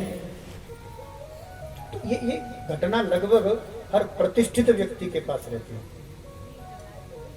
तो कितनी प्रसन्नता है हमारे यहाँ कि आज आचार्य भी अपने, ब्राह्मण भी अपने, कहीं जाने की भी जरूरत, हम तो कहते क्षेत्र छोड़ दो, संगड़ा से बाहर जाने की भी जरूरत नहीं। आज वेद पाठी ब्राह्मण है, हमें अच्छा मार्ग बताने वाला है, अच्छा मार्ग प्रशस्त करने वाला है। ऐसे तो नियम यह है, हो सकता है कुछ बुरा भी लगे, तो वो बुरा लगेगा तभी कुछ परिवर्तन आएगा। जिस घर में बलिदान होता है, जैसे घर बाकरा काटो, इन तो बोलो आधा 3 फायदो के लोग ये सुन लो, जिनके गोरे बाकरा काटो ना, अब बाकरा खाने वाले जिनके गोरे बाकरे टांगरो, टांगरा को मांगो भी नहीं, पूरे भी नहीं, तब अब तहने पण तो देख कर्म कांड कराना नहीं छोड़ता। और अगर जे तहना वाला पुणी रांडा तो से छोड़ दे यार, तो बढ़िया बात है वैसे, क्योंकि अब परिवर्तन आ रहा है ना, धीरे धीरे। अब इतना परिवर्तन, कोई बात नहीं, ज्ञान नहीं था, अनजाने में ऐसा कुछ पहले हो गया हो तो उसे भूल जाओ, परिवर्तन तो कर सकते हैं ना हम। इतना बड़ा यज्ञ आप लोगों ने, कितना देखिए क्या आनंद आ रहा है। सुंदर पंडाल लगाए, तो बनाने वाले भी मंडी से आए, पूरी धाम चल रही है, भंडारा नहीं, अब तो पूरी विवाह में लोग धाम करते हैं। यहाँ तो संगड़ा वालों ने इतने दयालु हो गए, इतने संगड़ा वाले इतने आनंदित हो गए, तो इन्होंने कहा कि शादी में धाम होती है, कथा में भंडारा होता है, धाम ही कर दो। वो बनाने वाले खूब आनंद कर रहे अपना है, खूब खाने वाले भंडारा खा रहे, कोई आल मस्त, कोई चाल मस्त, कोई खाके रोटी दाल मस्त, कोई अकल मस्त, कोई शकल मस्त, कोई राग रगीनी दोहे में, अपनी अपनी मस्ती में सब है। किसी को कथा का आनंद आ रहा है तो किसी को मीठे का आनंद आ रहा है, अलग अलग बन रहा है, किसी को कड़ी भात अच्छा लग रहा है, किसी को दाल चावल है, ये अपनी अपनी मस्ती है। अब आप विचार, हम मैं नहीं कह रहा हूं, आपकी इच्छा है, जबरदस्ती तो हम थोपने वाला काम तो हम करते ही नहीं। कल भी चर्चा हुई थी, जो कुछ आपकी श्रद्धा बने। कल बहुत एक गरीब व्यक्ति आदमी, मैं तो नाम तो भूल गया हूँ, तो एक बहुत गरीब आदमी, बहुत रमेश कुमार, हरिजनों में से दिहाड़ी करने वाला बेचारा, दिन भर दिहाड़ी करने वाला, मजदूरी करने वाला, खेती और खेती भी नहीं है, काम करने वाला, मजदूरी करने वाला व्यक्ति भी ये कहता है कि विजट मेरा देवता, मेरा भी है, मेरी भी उसके प्रति श्रद्धा है, मुझ पर भी उस देवता की कृपा है। मैं ज्यादा नहीं कर पाऊंगा तो कम से कम 2 तोला चांदी तो मैं भी दे सकता हूँ, मेरे घर का भी कुछ, मेरी कमाई का भी कुछ अंश लगे वहां पर, मेरी कमाई का भी कुछ पुण्य, हमारा भी कुछ पुण्य बने, हमारे घर से भी कुछ लगे वहां पर। देवता तो सबका है। और एक और निवेदन करो भाई बहन, चाहे 11 रुपए का भी आप सहयोग, जब भी पालकी बनेगी, जब जो भी सहयोग आपका बनेगा आप करें, हम ज्यादा नहीं करें, जितना भी बने उतना आप जरूर करें, थोड़ा थोड़े में भी थोड़ा जरूर करें, सबके घर से लगना चाहिए। यही निर्णय विजट महाराज जी का है, यही निर्णय पूरी भोज का है, कथा में भी यही था। कथा में किसी ने ये नहीं कहा था कि आप इतना दान करो, चाहे कोई 10 रुपए दो, लेकिन देवता का आयोजन है, कार्यक्रम है, तो सबके घर से थोड़ा बहुत अंश, एक मुट्ठी चावल ही सही है ना, सबके घर से लगे।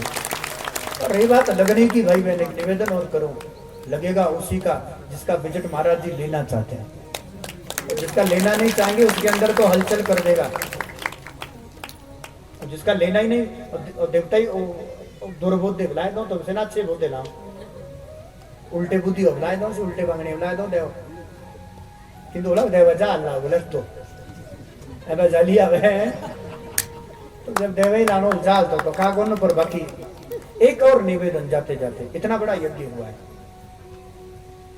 कभी सोचा था आप लोगों ने? विचार भी नहीं था किसी का। और चलो हो गई, कथा होती रहती है, हर साल होती है, लेकिन इतना सुंदर सहयोग मिलेगा, इतना सुंदर आयोजन बनेगा, अब सब बैठकर कम से कम 7 दिन एक टेंट के नीचे हम बैठे, कब इकट्ठे होते, किस पर समय? घर में परिवार में 10 लोग है, सब मोबाइल पर लगे, बाप बेटे को डांट रहा है तो व्हाट्सएप के मैसेज पर डांटा, पढ़ाई कर ले, बेटा मैसेज कर रहा, पढ़ रहा हूं, नहीं पढ़ रहा है, वो महाराज मुक्के भी, वो थप्पड़ भी जा रहे हैं ना, तो वो मैसेज पर जा रहे हैं। ऐसी स्थिति, ऐसी स्थिति में हम लोग 7 दिन निकाल करके इतने लोग बैठकर यहाँ कथा सुन रहे हैं, इतना विशाल यज्ञ हो रहा है, देवता महाराज प्रसन्न, और इतनी प्रसन्न बुलाना भी नहीं पड़ा, सराहा से देवता कृपा करने आ गए। एक निर्णय जरूर करें, इतने बड़े यज्ञ के बाद कम से कम 1.25 महीना का तो विचार करें, 1.25 साल, महीना नहीं कह रहे, साल, महीना तो छोटा हो जाएगा, 1.25 साल भर का तो विचार करें, कम से कम 1.25 साल दे दे, रोक जाओ बा करे नहीं, अपना विचार बनाए कर, या द्वितीय प्रश्न तो बोल करो, देखा ब्राह्मण देवता है, बात ये थी। नंद बाबा ने सेवा करी, सेवा करके ब्राह्मण देवता, तो अब ब्राह्मण तो इतने में ही प्रसन्न हो गए। नंद बाबा ने प्रणाम किया, यशोदानंद रानी ने प्रणाम किया, शांडिल्य बाबा ने आशीर्वाद दिया, पुरोहित कथा ये थी, सौभाग्यवती भवः। अब पंडित जी सेवा इतनी ज्यादा हुई थी, बढ़िया मालपुआ थे, बढ़िया महाराज घोटकर खीर बनी थी, पटवांडे थी है, तेल पक्की छिड़को। अब पंडित जी तो खाकर खुश, पेट पे हाथ धर करके शांडिल्य बाबा कहते हैं पुत्रवती भवः। नंद बाबा सर पकड़ कर बैठ गए। नंद बाबा कहते हैं कौन आशीर्वाद दे दियो बुढ़ापे में, अब तक तो भयो नहीं, अब का बुढ़ापे में है जाएगो। पंडित जी कहते हैं ब्राह्मणों को आशीर्वाद है, अब बुढ़ापा हो चाहे जवानी हो, बेटा तो होकर रहेगा है। गोपाल संतान मंत्र का जब प्रारंभ कर दिया, इधर यशोदा का गर्व रह गया, तो नंद बाबा अपनी बहन सुनंदा को बुलाने गए। सुनंदा तू बुआ बनने वाली है, चल भाभी की सेवा कर, देख रेख कर। तो इन्होंने भी सोचा बुढ़ापे में यदि छोरा है गयो तो 9 लाख को हार तो मिल जाएगा। सुनंदा ने खूब सेवा करी, अष्टमी की रात्रि गई, नवमी की सुबह हुई, और नंद बाबा उठा करके अर्धरात्रि में भगवान को लेकर आए, वहां से कन्या लेकर गए। और ये वही कन्या है जो हाथ से छूट करके भगवती जगदम्बा पराम्बा भगवती माया प्रकट हो गई, जगदम्बा प्रकट हो गई, शेर पर सवार है, शंख चक्र गदा आदि लेकर के भगवती जगदम्बा दुष्ट कंस से कहती है, अरे दुष्ट, तुझे मारने वाला तो यत्र तत्र प्रकट हो गया। वहीं से भगवती पराम्बा अंतर ध्यान हुई। इधर सुनंदा जगाने गई तो मैया तो प्रेम से सो रही है, और जैसे जगाने गई और जाकर देखा तो झीनी सी चदरिया के नीचे भगवान, नेक तो चदरिया हटी, और जैसे झीनी सी चदरिया हटी और नेक से लाला को मोड़ो दर्शन कियो, देख करके गदगद हो गई। फिर विचार करने लगी, पता नहीं छोरा है कि छोरी है, लाला है कि लाली है। भगवान से प्रार्थना कर रही है, हरिश शरणम, हे नारायण भगवान, एक बार लाला हो जाए, बाद में चाहे लाली भे जाए, एक बार तो बेटा हो जाए। क्योंकि बेटी हो जाए तो लोग गुड़ भी नहीं बांटते हैं ना, और बेटा हो जाए तो लड्डुआ बांटते हैं। हमें भी 9 लोग को हार तब मिलेगा जब छोरा है जाएगा। और जैसे चद्दर हटी, भगवान का दर्शन किया, तो सुनंदा जोर से चिल्लाई, है गयो। ब्रजवासी कहते बहना का भयो, कहते कछु नहीं। बताओ कहाँ है नंद भैया? कहते होंगे गौशाला में। बाबा सुबह उठते हैं, गौशाला में जाकर और माला लेकर के गौशाला में भोजन करते हैं। बाबा गौशाला में बैठे हैं, सुनंदा भागी भागी गौशाला की ओर गई।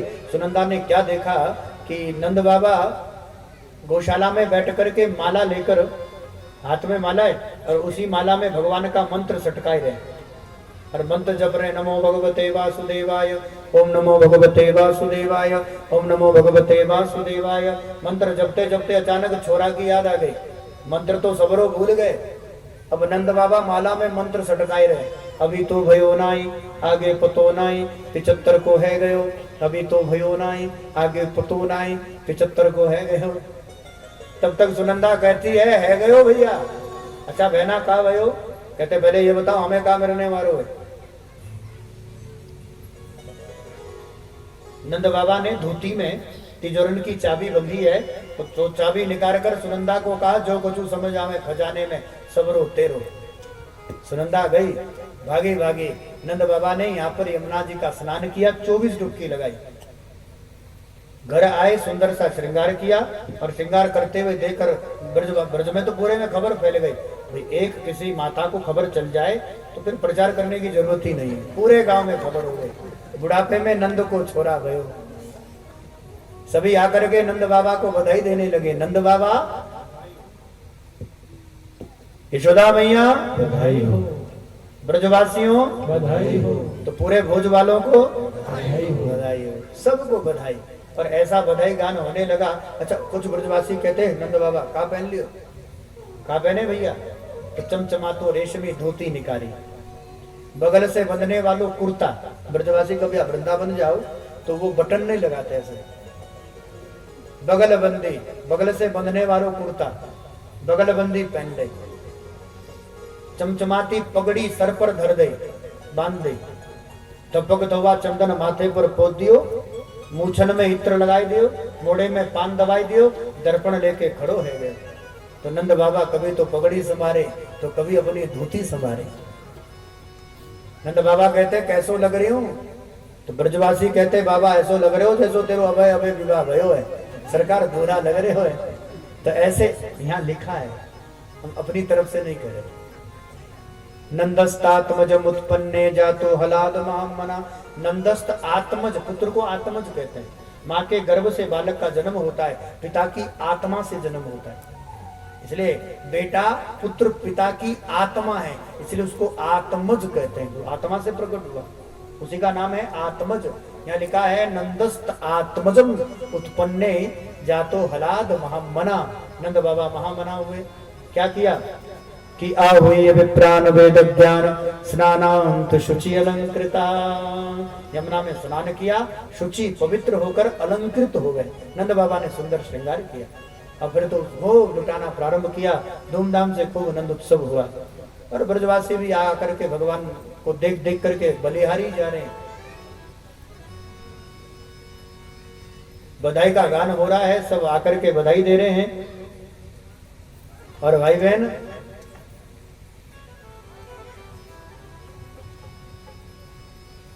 जैसे ही, क्योंकि कल नंद उत्सव तो हो गया है, नंद के आनंद भयो जय कन्हैया खूब कूदे आप तो, और कथा थोड़ी आगे बढ़ेगी। तो इसलिए जब ब्रजवासी आए, बधाई का गान हुआ, और आकर के जब भगवान का दर्शन करते हैं तो भगवान पलने में मंदमंद मुस्कुरा रहे हैं। और सभी ब्रजवासी, सभी ब्रज गोपियां भगवान की मंद मुस्कनिया पर बलिहारी जा रही है। हो तेरी मंद मंद मुस्कनिया पे,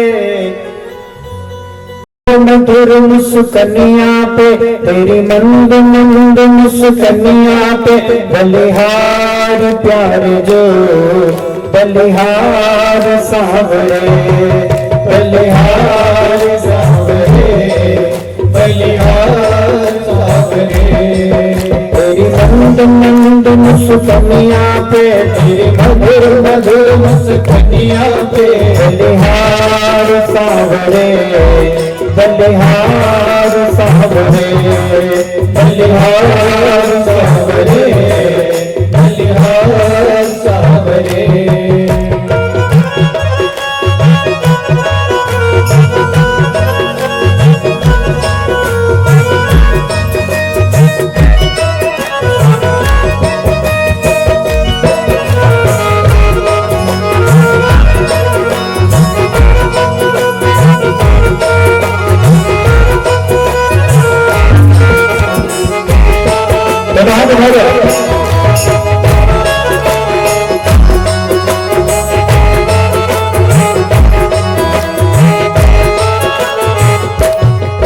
तेरे बाल बड़े घुंघराले, ज्यों बादल तारे तारे, तेरे बाल बड़े घुंघराले, ज्यों बादल तारे तारे, तेरे बाल बड़े घुंघराले, ज्यों बादल तारे तारे, तेरे बाल बड़े सोना मुस्कुराता, इन्हें अखियाँ दा, इन्हें अखियाँ दा हम गुजारा वो, तेरा तेरा मुल लगवा, इन्हें अखियाँ दा हम गुजारा, तेरा तेरा मुल लगवा, तेरा तेरा मुल लगवा।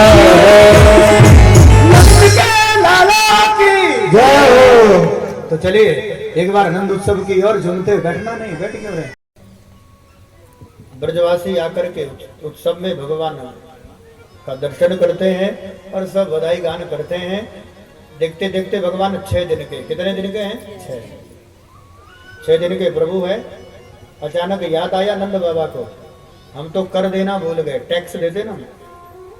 यदि इनकम टैक्स कोई रिटर्न करता और कोई टैक्स ना दे, टाइम निकल जाए तो फिर मैसेज आता है ना।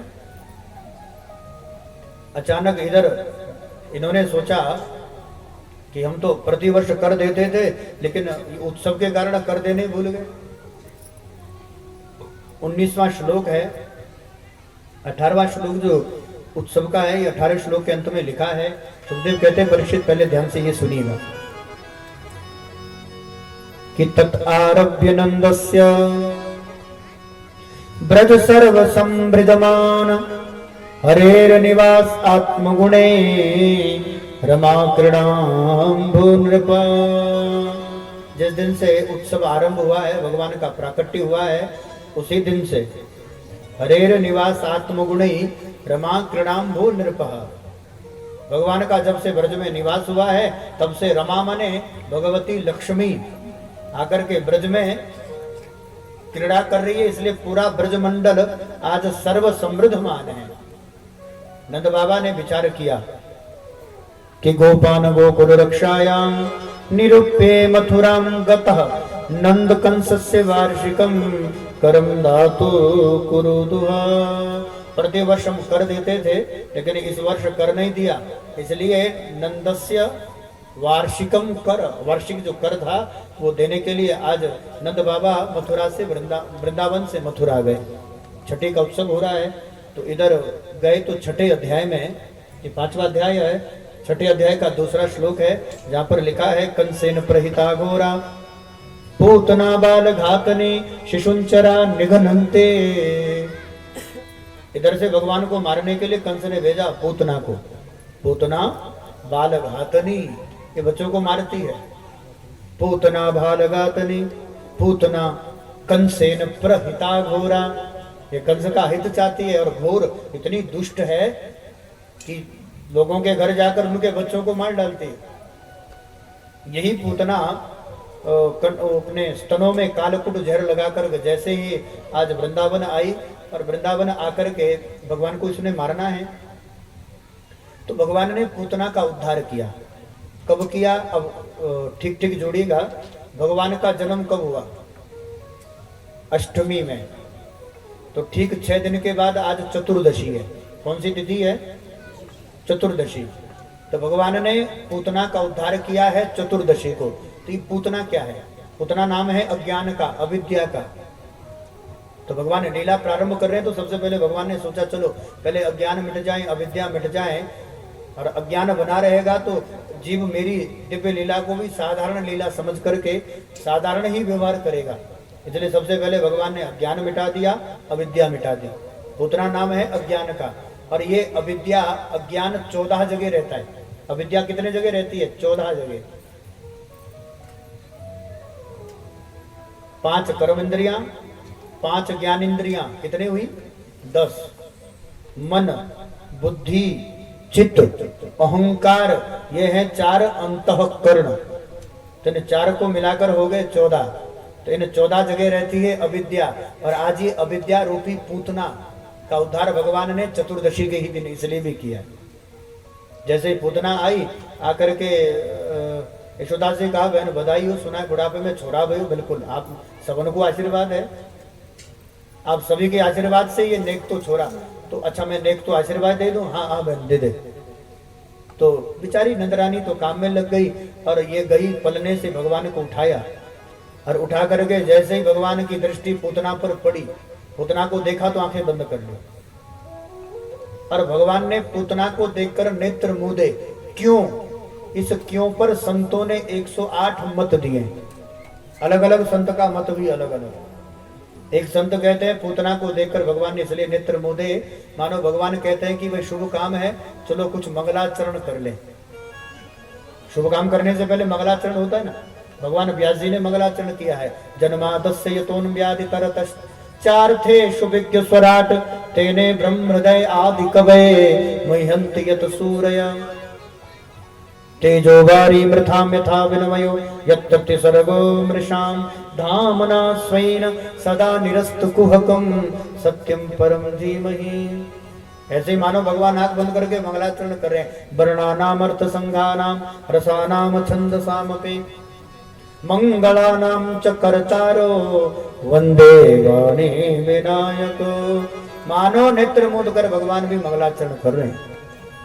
एक संत कहते हैं नहीं नहीं, पूतना को देखकर भगवान इसलिए नेत्र मूंद रहे हैं। भगवान कहते हैं कि ये पूतना आ गई जहर पिवाने। हम तो मथुरा से रात ही में भागकर इसलिए आए कि वृंदावन जाएंगे तो दूध दही मिलेगा खूब ताजो। चोरी को माखन खा के तकड़ो है जाऊं तो मामा की भी खबर ले लेंगे। दूध माखन तो कछु मिरू नहीं, पूतना मासी आ गई जहर पिवाने। इसलिए आंख बंद करके मानो शंकर से याद करके प्रार्थना कर रहे, हे भोलेनाथ, हे बाबा, हे शंभु, वंदे देव उमापति सुरगुरु वंदे जगत कारणम वंदे पन्नग भूषणम मृगधरम वंदे पशूनां पतिम वंदे सूर्य शशांक वहिर्नयनम वंदे मुकुंदनम प्रियम वंदे भक्त जनाश्रयम वरदम वंदे शिवम शंकर। मानो शंकर को याद कर रहे, हे बाला, हे भोले बाबा, आकर जहर सबरो तुम पी जाओ, कुछो कुछो दूध हम भी पी लें। मानो आंख बंद करके शंकर को याद करें। एक संत कहते नहीं नहीं, पूतना को देखकर इसलिए भगवान नेत्र मूंदे, जैसे कोई भयंकर वस्तु, डरावनी वस्तु बच्चा देखे तो देख करके आंखें बंद कर लेता, मुट्ठी बंद कर लेता। आंख और मुट्ठी दोनों बंद कर ली, मानो डरने का अभिनय कर रहे हैं। एक संत कहते हैं नहीं नहीं, भगवान इसलिए नेत्र नहीं मूंद रहे, भगवान तो इसलिए नेत्र मूंद रहे हैं कि ये पूतना माया का स्वरूप वेश बनाकर आई है और मैं मायापति हूं, मेरे आगे तो पूतना की माया टिकेगी नहीं। इसलिए यदि मैं पूतना का दर्शन करूंगा और यदि हमारी दृष्टि पूतना पर चली गई तो ये माया का स्वरूप छोड़कर अपनी राक्षसी देह में प्रकट हो जाएगी और यदि राक्षसी देह में प्रकट हो गई तो बच्चे डर जाएंगे। इसलिए भगवान ने, मायापति प्रभु ने माया रूपी पूतना को देखकर आंख मूंद ली। बोले भक्त वत्सल भगवान की जय। भाई बहन, एक संत कहते हैं भगवान के दो नेत्र है, सूर्य और चंद्र। मानो सूर्य चंद्रमा ने अपने घर के दरवाजे इसलिए बंद कर दिए कि भगवान इस पूतना को कोई ना कोई तो गति देंगे। हो सकता है सूर्य लोग दे दे, चंद्र लोग दे दे। चंद्रमा मनसो जात चक्षु सूर्यो अजायता। चंद्र और सूर्य भगवान की दो नेत्र हैं, तो दोनों नेत्रों को बंद करके कह रहे सूर्य और चंद्र लोक में तो इस पूतना के लिए कोई जगह है ही नहीं। बोले भक्त वत्सल भगवान के जय, सच्चिदानंद भगवान के जय। महाराज, एक संत कहते हैं नहीं, भगवान ने पूतना को देखकर इस नेत्र इसलिए नहीं मूंदे, भगवान ने पूतना को देखकर नेत्र इसलिए मूंद लिए क्योंकि भगवान जानते हैं मेरे दो नेत्र है और भगवान के दोनों नेत्र चंचल भी है और चपल भी है। नेत्र कैसे है? चंचल और चपल। वो टेढ़ी टांग वाला एक बार किसी को देख ले, वो घर बार छोड़ करके वृंदावन में ही राधे राधे रटता है। तो भगवान के दो नेत्र है और दोनों नेत्र चंचल भी है, चपल भी है। आइए, नैन सौदागर ते नैन करेंदे हट्टियां, नैन नैना कोलो सौदा लेंदे ते नैन पड़ेंदे चट्टियां। नैन नैना नु जख्मी कर दे ते नैन बनेंदे पट्टियां। भुल्ले शाह वो नैन रंगीले जिन प्रीता तेरे नाल रखिया। दो नैना दो नैना दो नैना, इसलिए दो नेत्र बंद कर रहे हैं। दो नैना सरकार के कटिले हैं कटार से, दो नैना सरकार के कटिले कटार से। दो नैना सरकार की कटिले कटार से। मुकुट सिर मार का मेरे चित चोर का, मुकुट सिर मार का मेरे चित चोर का। दो नैना नैना नैना नैना नैना नैना, दो नैना सरकार के कटिले कटार से। दो नैना सरकार के कटिले कटार से।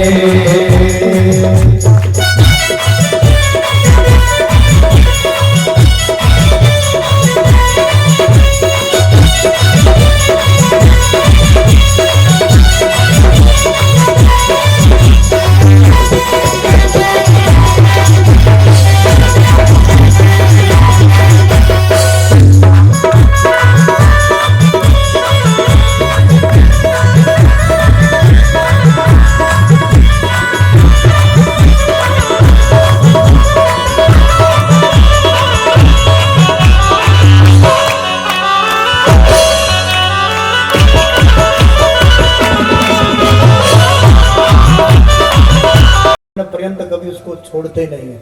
दुनिया वाले तो तब तक पकड़ते हैं जब तक उनका स्वार्थ सिद्ध नहीं हुआ। स्वार्थ सिद्ध हुआ कि उसको छोड़ देते हैं, लेकिन भगवान कहते हैं हमें तो एक बार जिसको पकड़ लेते हैं जिंदगी में फिर कभी उसको छोड़ते नहीं। पूतना के प्राणों का हरण किया और तब ब्रजवासियों ने उसके छोटे छोटे टुकड़े किए। 6 कोस 18 किलोमीटर का पूरा जंगल नष्ट हो गया था। वो लकड़ी उस पर धर करके आग लगा दी, धू धू कर जली और जलने के बाद दिव्य सुगंध निकली। परीक्षित कहते उसके जलने से सुगंध कैसे आई? कहते सुगंध आ रही है, कोई बड़ी बात नहीं। तो महाराज ये बताइए बड़ी बात क्या है? कहते बड़ी बात तो यह है कि अहो बकीयम स्थल काल कूटम, धन्य है बकासुर की बहन बकी, बकी माने पूतना। ओहो बकीयम स्तनकाल कूटम, जिन पूतना के कालकूट विष का पान करके भी पूतना मारने के लिए आई है, लेकिन कालकूट जहर पीकर भी जिन परम कृपालु दयालु भगवान ने लेवे गतिम धातृचिताम ततुन्या कंभा दयालु शरणम व्रजा, ऐसे दयालु कृपालु भगवान ने उस पूतना को लेवे गतिम धात्र उचित, मात्र उचित गति प्राप्त हुई, पूतना का उद्धार किया और धात्र उचित गति दी। ऐसे दयालु कृपालु भगवान की शरण में कौन होगा जो जाएगा नहीं। बोले भक्त वत्सल भगवान की जय। छठा अध्याय, यहाँ पर छठे अध्याय को विराम देते हैं। इसका अंतिम श्लोक देखिएगा, 10वां स्कंद छठा अध्याय। या एतेत पूतना मोक्षम कृष्णस्य अर्वकम अद्भुतम चुणचरदयाम मर्तयो गोविंदे लभते रतिम। सुखदेव कहते हैं परीक्षित पूरी भागवत नहीं कह रहा हूं। या एतेत पूतना मोक्ष, केवल पूतना के मोक्ष की भी कोई जीव कथा सुन ले तो सुनने मात्र से गोविंद के चरणों में रति प्रेम हो जाए और अंत में भगवत चिंतन करते वो व्यक्ति भी मुक्त हो जाए। केवल पूतना मोक्ष की कोई कथा सुन ले, कितने कृपालु है। जो पूतना मारने आई है उस पूतना को भी धात्र उचित गति भगवान प्रदान करते हैं। भैया हम तो ईमानदारी से भजन में लग जाएं। जब पूतना की पर कृपा करके परम पद की प्राप्ति पूतना को दे देते हैं, यदि हम भजन में लग जाए क्या हम लोगों का कल्याण नहीं होगा। 7वें अध्याय में भगवान 27 दिन के हुए शक्तासुर का उद्धार किया, थोड़े से बड़े हुए तो तृणावर्त नाम के दैत्य का उद्धार किया। एक दिन भगवान को स्तनपान करवा रही है, भगवान ने वजन बढ़ाया तो गरिमान शिशुर्वड्ढा न सेह गिरिकूट बता, गिरी माने पर्वत के समान भगवान भारी हो गए, इसलिए मैया ने नीचे धर दिया। क्योंकि तृणावर्त नाम का दैत्य चक्रपात गोल गोल आंधी अभी पीछे चल रही थी, तो ऐसे गोल गोल आंधी चक्रपात जिसको तृणावर्त कहते हैं, जैसे तृणावर्त को देखा भगवान ने वजन बढ़ाया और वजन बढ़ा करके उठाया, यशोदा ने गोदी से उठाया। भूमो निधाय तम गोपी विस्मित भार पीड़िता, आश्चर्य चकित भी हुई, भार से पीड़ित हुई, इसलिए भूमो निधाय तम गोपी, यशोदा ने भगवान को भूमि पर धरा। तृणावर्त नाम का दैत्य आया, उड़ा करके भगवान को ले गया। भगवान ने वजन बढ़ाया, गला दबाया और तम अंतरिक्षातः पतितम शिलायाम, तृणावर्त की शिला पर पटक करके उसका भी उद्धार कर दिया। बोले सच्चिदानंद भगवान की। तृणावर्त का उद्धार हुआ और 8वें अध्याय में गर्गाचार्य ने वृंदावन जाकर के भगवान का सुंदर नामकरण किया। नंद बाबा ने बहुत सुंदर स्वागत अभिनंदन किया और पूछा बाबा हमारे जो बच्चे हैं, अब भगवान 1 वर्ष के हैं, बड़े होंगे तब आगे की कथा होगी। नंद बाबा कहते हैं तुम ही ब्रह्म विदाम श्रेष्ठ संस्कारेण क्रतुमर्हसि, आप ही हमारे बालक का नामकरण कर दो। गर्गाचार्य कहते 1 वर्ष के बच्चे का नामकरण नहीं किया, कहते नहीं महाराज, रोज ही तो उत्सव हो रहा है, रोज नंद उत्सव हो रहा है, रोज आनंद हो रहा है। ब्रजवासी तो उत्सव के लिए कोई बहाना ढूंढते हैं। अब आप आ गए हैं, हमने सुना है तुम ही ब्रह्म विदाम श्रेष्ठ, तुम ब्रह्मविद होकर परम श्रेष्ठ हो, इसलिए संस्कारेण कर्तुमर्हसि, आप ही हमारे बालक का संस्कार कर दो। 8वां अध्याय और 8वें अध्याय का ये 7वां श्लोक, जहाँ गर्गः वाचः, गर्गाचार्य कह रहे हैं, और क्या कह रहे हैं ध्यान से सुनिएगा। यदूनाम सुमहात् यदूनाम आचार्यं ख्यातिश्च भूयि सर्वता, यदूनाम आचार्य, मैं यदु कुल वंश का आचार्य हूं और मेरी ख्याति सर्वत्र है। सुतम मया संस्कृतम ते मन्यते देवकी सुतः, यदि हमने संस्कार किया तो ये देवकी का बेटा माना जाएगा। तो इन्होंने कहा कि कोई उपाय कहते चुपके से धरवा लो। गौशाला में आसन लगा, अब नाम भी चोरी से, क्योंकि चोरों का तो सरदार है भगवान। कौन है? चोर ही, अब चोर भी नहीं कहा, चोराग्रगण्यम कहा। ब्रजे वसंतम नवनीत चोरम गोपांगणा नाम च दुकूल चोरम, अनेक जन्मार्जित पाप चोरम चोराग्रगण्यम पुरुषम प्रबुद्धे। चोरों का सरदार, नाम भी चोरी से, जन्म भी रात को चोरी से, दौड़ करके मथुरा से वृंदावन आए चोरी से, रात्रि में नामकरण किया। रहने दो, छेड़ना नहीं, कम से कम इसे तो सुनने दो बेचारे को। बोले भक्त वत्सल भगवान की जय। नामदेव ने पकाई रोटी कुत्ते ने उठाई, पीछे घी का कटोरा लिए जा रहे हैं। रोकी भी ना खाओ, थोड़ा घी तो लेते जाओ, क्यों हमसे ये रूप छुपा रहे हैं। कुत्ते को देखकर नामदेव करें, तेरा मेरा एक नूर, तुझ में भी वो आत्मा है जो मुझ में, तुझ में भी वही ईश्वर परमात्मा है जो मुझ में है। तेरा मेरा एक नूर, फिर काहे को हजूर, तूने शक्ल बनाई है सवान की। कुत्ते बनकर आयो प्रभु। जर्रे जर्रे में है, रिपीट नहीं करेंगे। अजी जर्रे जर्रे में है जाकी भगवान, अयम ही रोहिणी पुत्रो रमयनम सुहृदय गुणे, आख्यास्ते रामः इति बल्यादिकं बलम विदो। ये तेरा नहीं है, अयम ही रोहिणी पुत्र, ये तो रोहिणी को बेटा है। यशोदा कहती है पक्को पंडित निकलो, एक ही बार में जान गया। अयम ही रोहिणी पुत्र, अपने गुणों के कारण सबके हृदय में रमण करेगा, इसलिए नाम पड़ेगा राम। क्या नाम रखा? रामः इति, केवल राम नहीं रखा। बल्यादिकम बलम विदु, बल अधिक होने के कारण नाम पड़ेगा बल राम। बलिदाऊ जी महाराज की। यशोदा कहती है भाई नेक थे हमारे काराकारो छोड़ा है, नेक तो याको भी नाम धर दे। महाराज जैसे ही देखा, देख करके समझ गए ये तो साक्षात ईश्वर है, ब्रह्म है। बहुत सुंदर नाम रखा, शुक्लो रक्ष तथा पीतम इदानीम कृष्णताम गतः। अलग अलग वर्ण में भगवान आए हैं, लेकिन मैया इस बार भगवान कृष्ण वर्ण में आए हैं, इसलिए नाम पड़ेगा कृष्ण। क्या नाम रखा?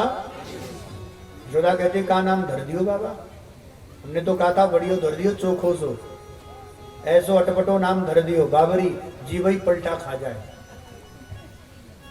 कृष्ण। अच्छा पंडित जी कितना ही बढ़िया नाम धरे, मैया बिगाड़ कर कुछ धर ही देती।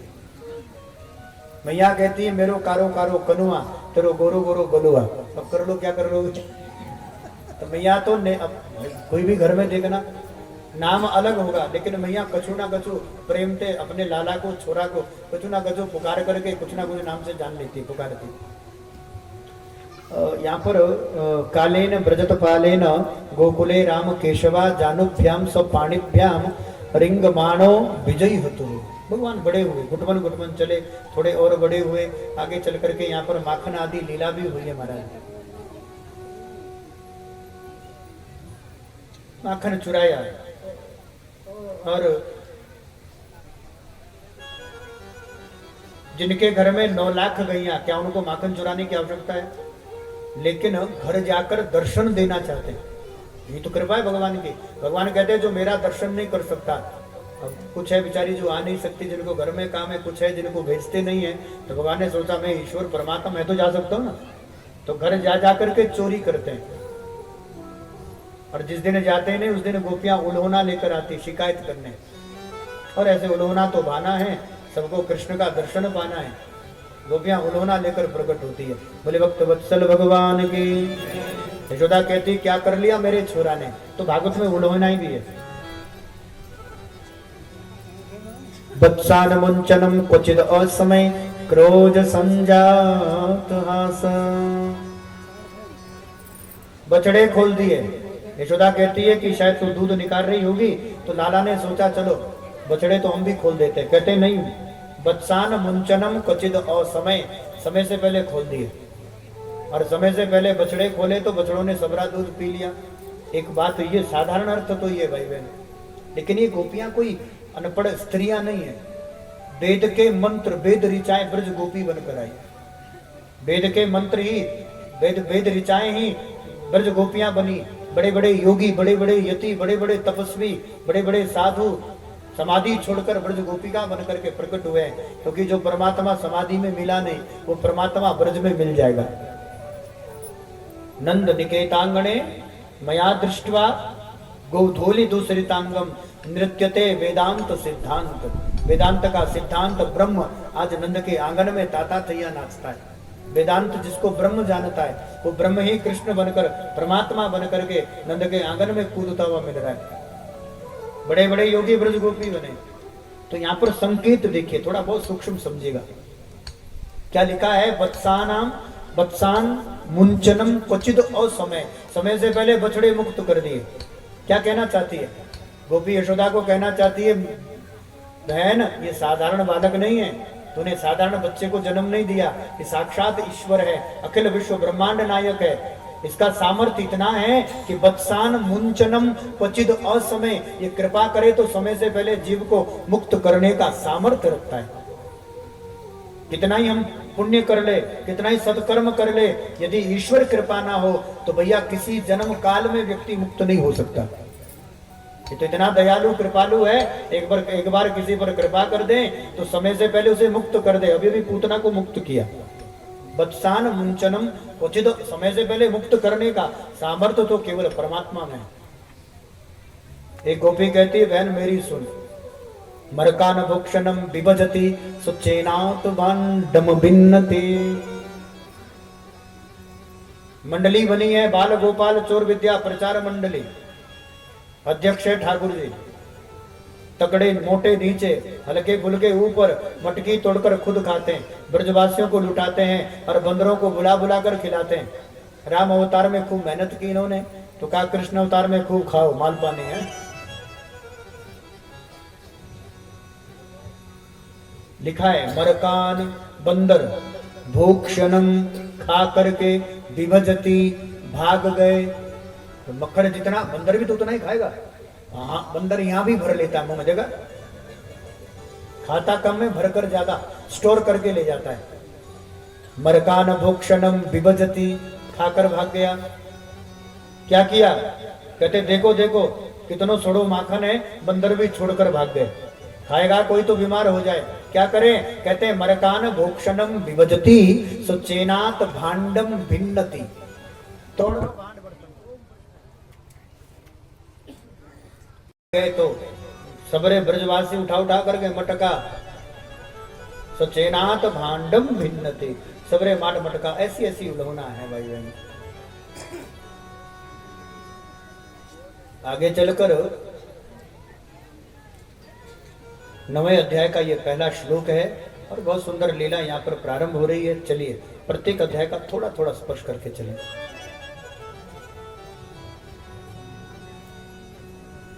एकता गृहदासेषु यशोदानंद गेहिनी कर्म अंतरनियुक्तेषु निर्मंथन स्वयं दधी। यानि यानि च गीतानि तलवचरितानि च दधि निर्मंथनं काले स्मरन्ति तान गायत। क्या कह रहे हैं? एकदा गृहदासेषु यशोदा नंद गेहिनी। यशोदा अपने घर का रोज जैसे काम करती है वैसे कर रही है। क्या करती है? कहते कर्मांतर नियुक्तेषु निर्मंथ स्वयं दधी। ये स्वयं मंथन करती दही का। पहले होता था माताएं सुबह उठती थी तो सुबह लस्सी, तो मैया स्वयं दधी मंथन करती थी। तब रामदेव के योग की आवश्यकता नहीं पड़ती थी ना, योग तो सुबह ही हो जाता था। माताएं दधी मंथन करती थी तो सब पेट भी कम पेट भी कम। तो जैसे माताएं गांव में काम करती है ऐसी यशोदा भी करती है। अंतर क्या है? यहाँ लिखा है यानी यानी ह गीतानि तलव चरितानि च। ये गीत भी गाती है, भजन भी करती है, मंत्र भी जप करती है और काम भी करती है। फर्क इतना ही है। आप घर का काम करती हो तो जगत का चिंतन करती है, घर का काम करती हो भगवान का चिंतन करती है। यानी यानी ह गीतानि तलव चरितानि च दधि निर्मंथनम काले समृन्ति तान गायता। सुमिरण करती है, गायन भी करती है भाई बहन। स्मरंती तान गायत।